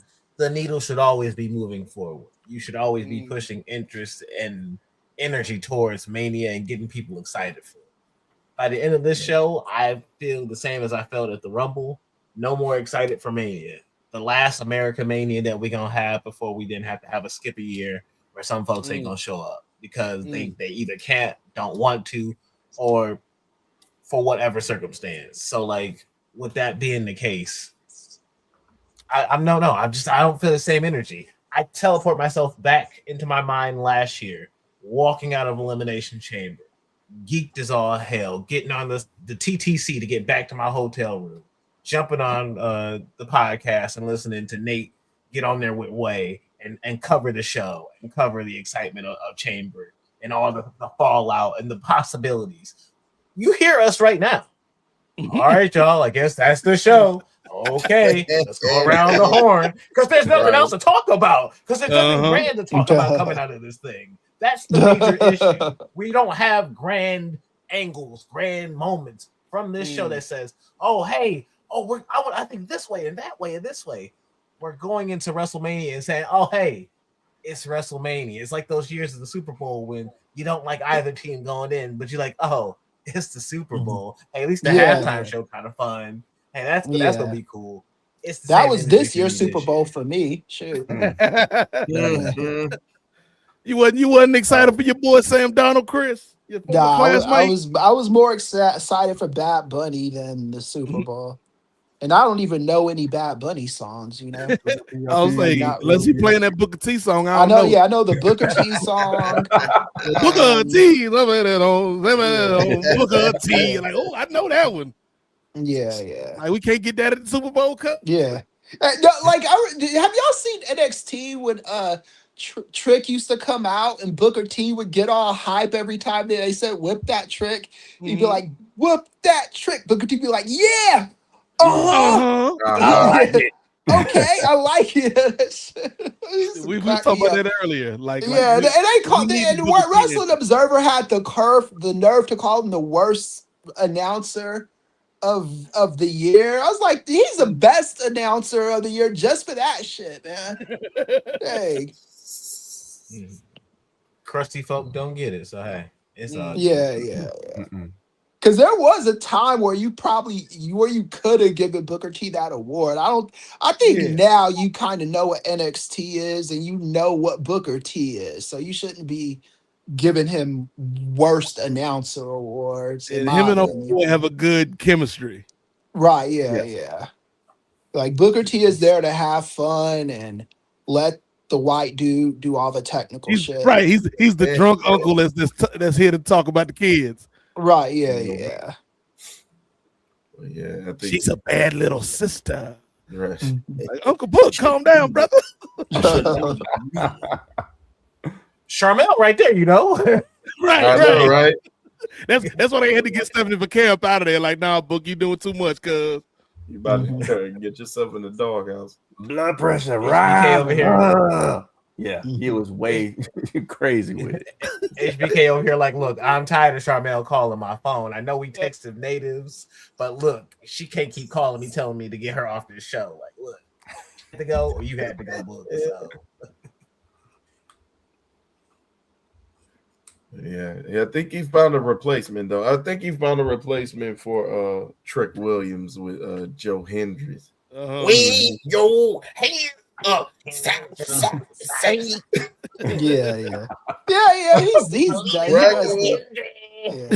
Joe Hendry. He really do be going in on that entrance.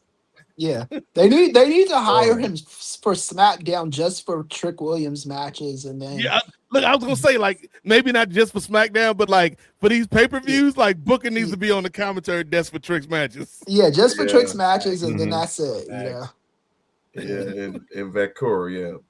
Just get out, Trick and Stephanie Vancouver. They just bring him out like they used to bring JR out for like the big main event matches. Yeah. Or like that 1 year when they hired Joey Styles and the only match they let him do was the table match, the fire table match with Edge and yeah. And they were like, okay, where the hell is Joey Styles at, man? Yeah, I don't know. He lost his. He went MAGA crazy. Oh, he on him. What? Oh, really? Oh, yeah. That's how we got. That's why they took him off of commentary because he went on social media. This is when Obama was still president, and he started calling him a Marxist and a communist and shit. And Vince McMahon was like, "Yeah," he was like, "Oh, enough of that shit." Even Vince was like, "Nah, brother." Yeah. And he put him on. That was one thing about Vince McMahon when it came to the politics. Even today, I don't think there's Vince, even though he's best friends with Trump, I don't think there's any planet where he would be having Triple H talk about he's the fitness guy on the television. They put that shit on the website. He wouldn't put it on the TV show. Especially with how unpopular Trump is, now compared to his first term. Like, no, Vince would at least be smart enough not to bring that unpopularity into his house. Right, yeah. He was always smart about that shit, man. Damn, Joey Styles is MAGA. That's great. Yeah. Oh my god. Well, then on that one indie show, they took him off of commentary because he used that grab him by the What? line, but he didn't No. say the Joey? line. But Come on, he Joey. stopped right there. Then the indie show fired him because they said because they knew what it meant. Like he Right. said. Something about grab them. This shit is on Google. You could Google it, all of Damn, it. Joey. It's there. Yeah. Man, Damn. the Mhm. fall Thought off. Joey was good people's. Right. Yeah. I think he might. I don't know what he was going. He probably did the marks and stuff because he probably thought Vince wanted him to do that. Uh-huh. Yeah. Oh. And Vince cares about the bag more than that shit. Yeah. Even his stupid booking is because he thinks it'll get him more money. That's what his thing was. Mhm. He was just out of touch. But he had the common sense to know that, like putting his friendship with Donald Trump front and center once dude became president wasn't gonna be, the best thing in the world. Right. Oh, that makes sense. I mean, you wouldn't expect any less. Even when from- Linda McMahon was running for Congress, they only announced it on TV that one time in that Freddie Prinze segment and didn't bring it up again. Freddie Prinze is like, why are you making me do this? I ain't had nothing to do with it, cuz. Right. I'm just trying to make Scooby-Doo 4 out here. Right. And I finally know what you did last summer. I'm gonna get these off the ground, son. Shit, they bringing Scream back. They might as well bring all these back. I think they did bring. I know what you did last summer. They brought it back. They brought it back last summer. Am I still Nobody here? wanted it. I still I didn't see what you did last summer. I don't want to know what you did. I don't care what you did last summer. I don't care. What is Omos doing? All right. Is Omos like a AAA guy now? Yes. Okay. You didn't see the I remember like the match he had with the little person, but I thought that was like a one-off. He well, I guess brother Chris got his DoorDash, but I don't he's the match, cuz he aligned with Hijo del Vikingo. Okay. Yeah. Okay. Well, look, Omar said, look, if I ain't gonna be back on TV, can I go back to Japan? They was like, nah, we ain't got that in the budget, big man. You can go to Mexico though. Right. You right over the border. We'll make sure ICE don't mess with you.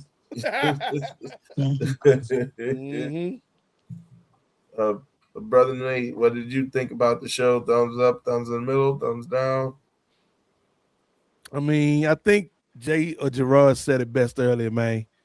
This is a hell of an episode of Monday Night Raw, y'all. we saw it. We saw it. We saw the vision, literally. With this man, Seth Rollins, the most mysterious attacker ever. Showing back up with like that main event match. Like the show was decent, man. It was decent. It wasn't a bad show. But there were only two viable winners of that match, in my opinion. It was either Cody in terms of like the box office draw, the safe pick, or it was Trick in terms of the hot hand currently. And they went with neither. They went with Randy. And I like Randy. Randy, all right, man. But it's like, I'm like Chris said, I'm not enthused for Randy versus Drew, which is why, Ray, I don't think Drew gonna hold this belt, man. Either that or they gonna do something to get Randy. Like, you know what, Randy? In hindsight, man, we made a mistake. We got to do something to get you up out of this match, dog. I think he gonna go the way of Jay and just end up underneath like 2-3 pallets for no reason. Oh damn! Now I'm like, I didn't see the women's match, so they showed me the highlights. Yeah. Oh yeah.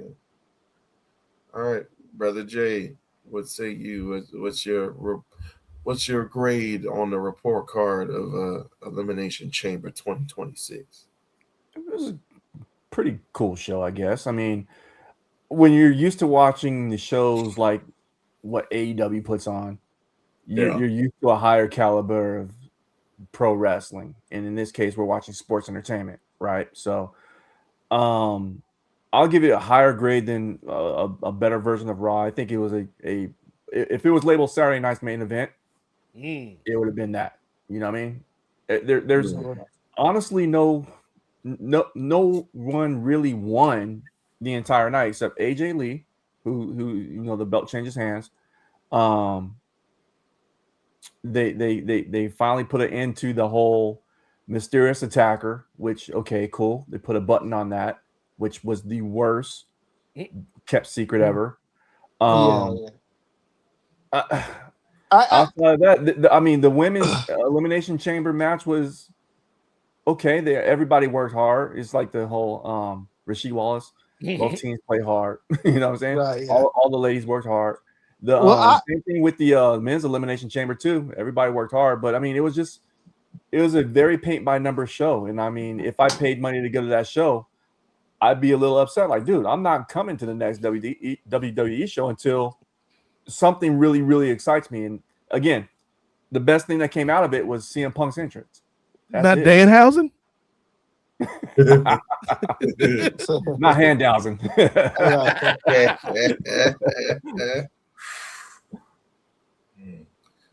Very generous, very devious.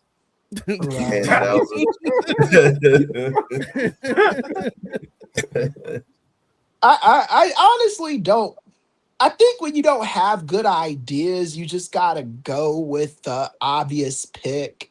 So I'm actually gonna give them credit for making it Rollins because I don't like them when they're creative because they're not creative when they're creative.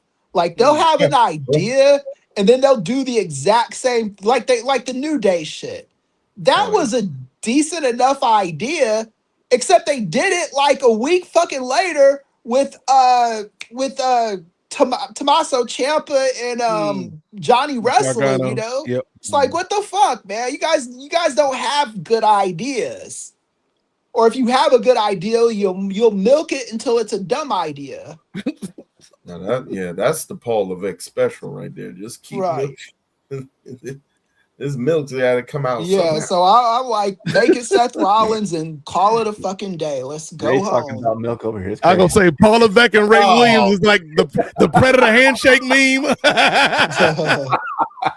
It's like Ray, Paul, milk in the middle. Check those feet up. Pointing to it. Milkomania running wild, Ray. That's Ray's favorite segment of all time, the Kurt Angle milk truck. That's what started it. Damn, come to think of it, you would have been a very young kid when that happened, Ray. And like your brain wasn't fully formed yet, it was still mushy. And you was like, milk does a body good. See, I'm trying to be objective and try to be professional and look at the dregs that I get drugged down on the last day of Black History Month. Even you did me like doggone Cody did Trick at Javon, the Williams brothers. Yes, yeah, Chris, you missed that. Like I don't know who's the ring announcer. That new dude, was it the new dude? I know. He can't get nobody's name right. What's her name? Yeah. Wouldn't do that. But no, he introduced Trick. He introduced LA Knight. Introduced LA Knight, and then Javon comes out and he's like, "Give it up for Javon Williams." And Cole is like, Javon Evans, folks. Like he didn't even. Yeah. You know, they don't all look alike. Mark Nash. Mark Nash. Gonna be Mark's last night. He gonna end up like Kevin Nash. Yeah. Nickname last night Nash. Yeah, last night Nash. Maybe that that was Nash was Danhausen and LA Knight in the backstage, like rough night, boys. For real. Triple H walk up to him. I got a new group for you guys. They have a status on this thing. Future endeavored. Future endeavored. Like, so Danhausen, that was a nice one night contract, right? Like, Seven. Oh, okay, cool. Danhausen just like, I just closed my t-shirt Just store 2 stops down. away. 2 stops away. Okay. I'm trying to get this money. All right. Damn. Did everybody give their rating? Did you give a rating, Ray? I'll go with thumbs in the middle. I share all the sentiments that you brothers share. I think this didn't move me one way or the other as far as Mania. And like we mentioned before, even if it was a free ticket and a free ticket to Mania and a free airline or free hotel, this wouldn't drive me to trying to go. Right, yeah. Speaking of which, Pollock said that Hopkins is notoriously late for approving credentials. So just stay on call, fellas, because hopefully he approves our press sometime this week. Okay. Are you talking about Adam? I emailed this fool 3 times, so you know what they say, the third time's the charm, brother. Right, yeah. Yeah. And the I don't know if y'all noticed it, but on the 3rd email, I added the that Nate Smelts guy who's the sports who he's in charge of sports for WBD. Okay. Yeah. Okay. And I added him to the email, and I messaged him on LinkedIn too. Keep playing. On email Paramount, you already know. Right. Yeah. Well, that's a few weeks. Yeah. As a wrestling fan, I guess it's a good thing that Paramount bought him, but as an American that enjoys democracy, that was very, very fucking horrible. Chris is like, damn, democracy took another hit. But hey, AEW's on more platforms now. Right? Yeah, AEW safe, so you know, it's just like those people that were with during the Disney Fox merger buyout thing. Like they were like, oh yeah, we get X-Men and Marvel movies. I'm like, are you guys fucking? What the hell is your problem? Like you guys are over here celebrating Wolverine doing a movie with Deadpool, and they just bought half of the fucking media in the country. You know, God damn, man, people get on my goddamn nerves. But Chris, did you see the movie though? Blade was in it though. Yeah, exactly. It's like, did you see the movie? Like. You gotta be excited about you know, what's his name, Black, what's the guy's name, Black Panther, Marion Storm. Yeah. Chris, come on, think of the possibilities. Right, yeah. What's a few civil liberties when we get Patrick Stewart back as Charles Xavier, dog? I know, right, yeah. Crazy stuff, man. And they bringing Magneto back too, cuz. Come on, Ray. Yeah. And I would have been more confident in that buyout if when all that stuff with Jimmy Kimmel happened, Disney's first reaction was to tell Trump to fuck off. But the first reaction was to capitulate, you know? Yeah, that's crazy, man. Who cares about creating monopolies and less competition when you get the X-Men on Disney now? Who cares? No, exactly. They've come home, you know.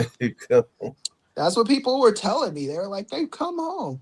People that I'm like that I know are like Democrats and progressives, they were telling me that shit. I was like, okay, whatever. But Chris, now I can watch all of them. I'm talking about X-Men, X-Men 2, X-Men 3, The Last Stand, Wolverine Origins, Logan, Deadpool, Wolverine, X-Men First Class, Chris. Yeah, X-Men Days of Future Past, all of them, dog. Yeah. I just And have to pay $54 a month now that right. there's no competition. Yep. And now we're gonna have to deal with the wrestling fans being all ecstatic that AEW is gonna live to fight another day. Mm-hmm. Who cares if we ain't got no country, Chris? We got all these AEW pay-per-views on Paramount Plus. Yeah. Yeah, but the AEW would have been fine anyway, though, because the Netflix didn't want any of the TV stuff, so they probably would have got taken off the HBO TBS. Max, but they still would have had the TV deal. TBS and TNT, right? Yeah. So, well, we'll see what the future holds. You know what? Hold on, Ray. As you wrap up, this just goes to underscore, illustrate, and illuminate Gerard Brown's point. Because last year, after Elimination Chamber, we was hyped till like 2 a.m. People was talking about this. Yeah. Now everybody's like, you know what? I'm gonna have a sensible meal and go to bed. Yeah. Give me some fish and chips and some bangers and mash. And tomorrow's another day. Yeah. Like, dang, we didn't know. Yeah. It's one of the gefilte fish. Give me some gefilte fish in here, and I'm gonna have me a good night. Right. Yeah. I'll probably put on Rush Hour 2 as well. Well, on that note, we're gonna have ourselves a sensible night out from this lackluster pay-per-view. But before we do, well, first off, we'll go ahead, start with the professor, go with Nate, and then we'll end off with the Ring Theory boys, because this is y'all operation. I'm just a part of it. I'm just a wise man, if you will. But, brother Chris, any plugs? I know you got the Lincoln Square stuff going on in the Substack. Go ahead and plug. Yeah. I got 2 new articles up. The one I wrote yesterday was what's happened. Iran says that it will assassinate Trump. Oh, it issues an announcement that it's going to try to assassinate Trump. Okay, so the announcement I have is they're gonna try to assassinate Trump. Damn. God, yeah. He what they call that shit on Curb Your Enthusiasm? He got fatwa. Fatwa. Yeah. Trump better watch the fuck out, man. I'm saying this as a concerned citizen. I don't want I hate the guy, but that's just not a good thing for our nation state. But anyway, yeah, the peak class with Professor Ely. It's like, now I got to write another article. I might have to write that. Yeah, I do. I actually do have to write another article before they ask me to write another one. I'm going to have to write one. So, yeah, look out for that one. Probably. Yes, the Image Awards is on hold tonight. Yeah. Look out for that. And just check us out in I guess not next Sunday, but the Sunday after. So check us out on Kings of Sport, and then whatever Sid wants us to do that thing with him, check us out on that. Jay made his debut today, I think. Yeah. Oh yeah. Yeah. I went on there earlier today. Okay. With the True Hill Heat people. So okay. Yeah. Okay. Cool. Yeah. Was the homegirl Chrissy there?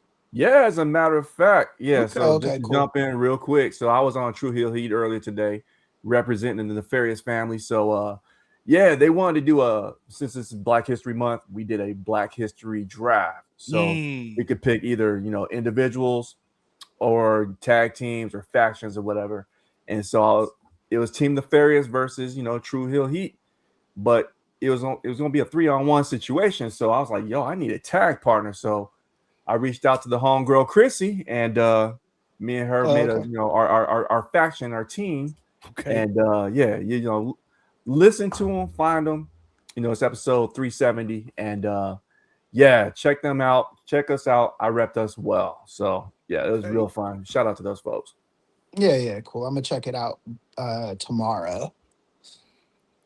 After I finish writing this article. Yeah. All right, And brother Nate. Trump fucked around and got fatwad.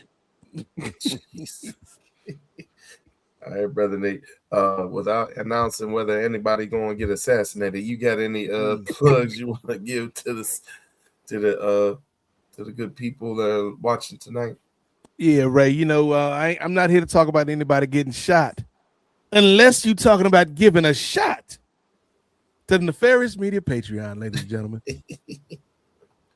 Patreon.com/Nefarious Media Network is where you can find over 300 hours of audio and video from the various programs here at Nefarious Media. You'll find all the stuff that you find on the regular feed, the free feed that you can get all your podcast catchers on YouTube. But you also get special shows like Kung Fu Island, featuring myself and Brent Chittenden, like the Avengers Initiative, which made its re-debut this past week with myself, Brittany Monet, and Jennifer Smith. And we talked about Wonder Man, Ray.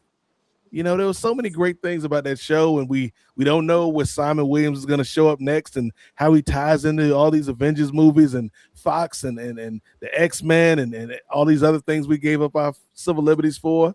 But it really just makes you wonder, man. Ray's like, I get it now. I get it. You had me the first time. Now I'm Ray's like, now I'm lost again. But if you want to help us out, we are still in the midst of the drive for 500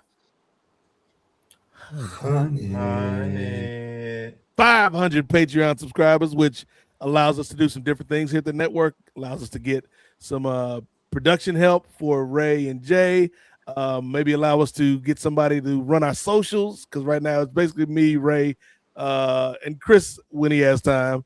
You know, just allow us to upgrade equipment, because this laptop, she hanging in there, but you know, eventually she's starting to slip a little bit like LA Knight. I'm gonna have to trade it in. But you know, we want to do some different things here at the network and bring some new folks on and all this other good stuff.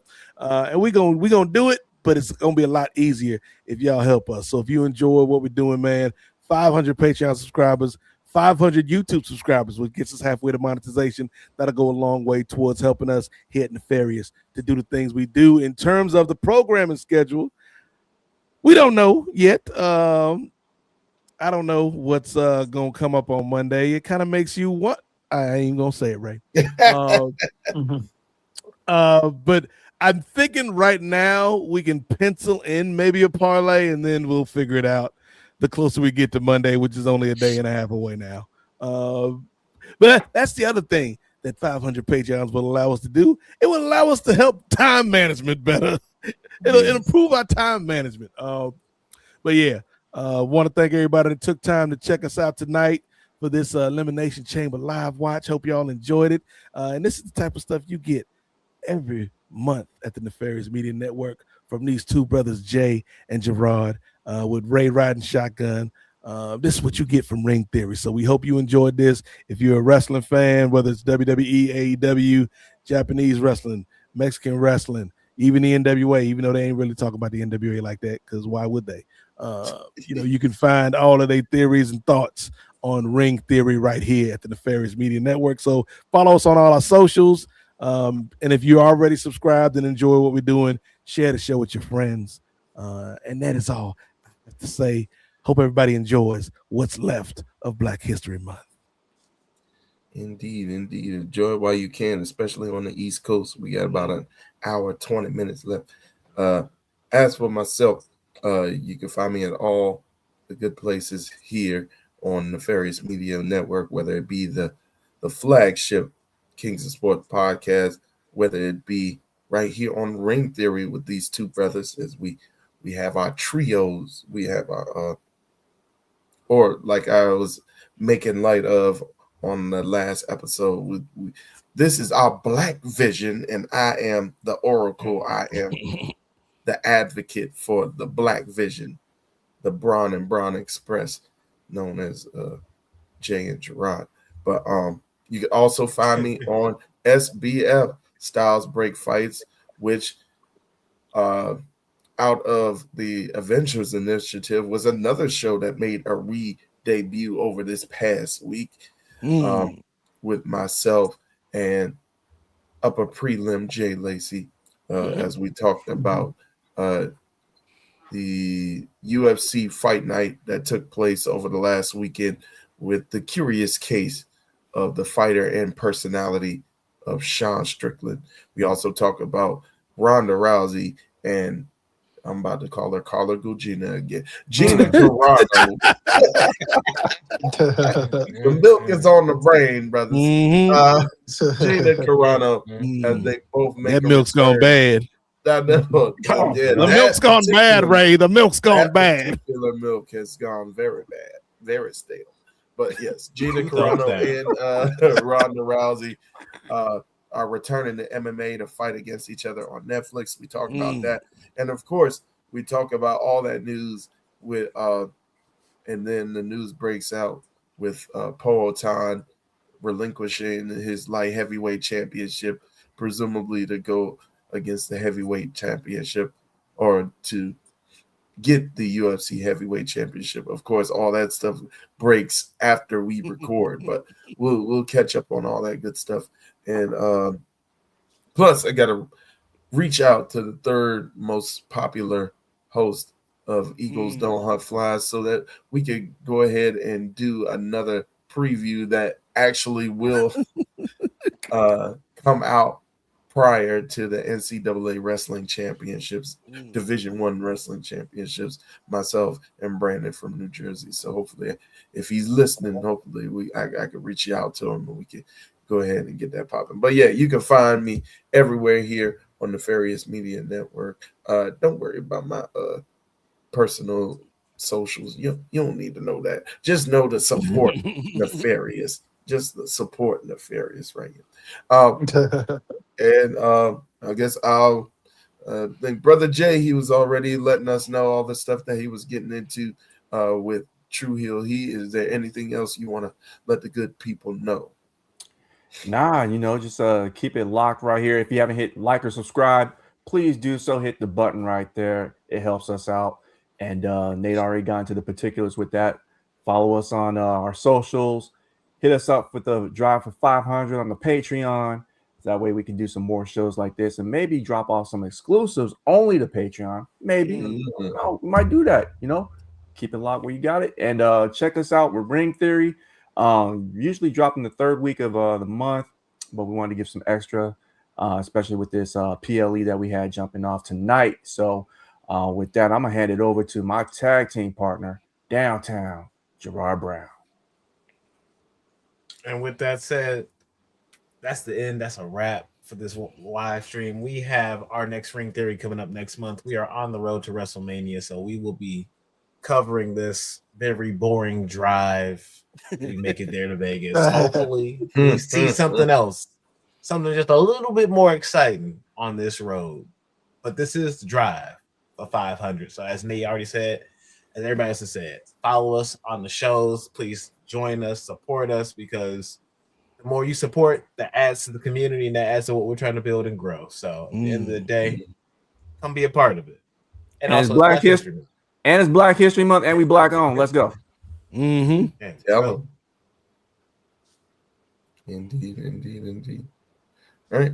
Well, I guess that's a wrap for us, for everybody here. We appreciate you watching. Hold on, Ray. Hold on, Ray.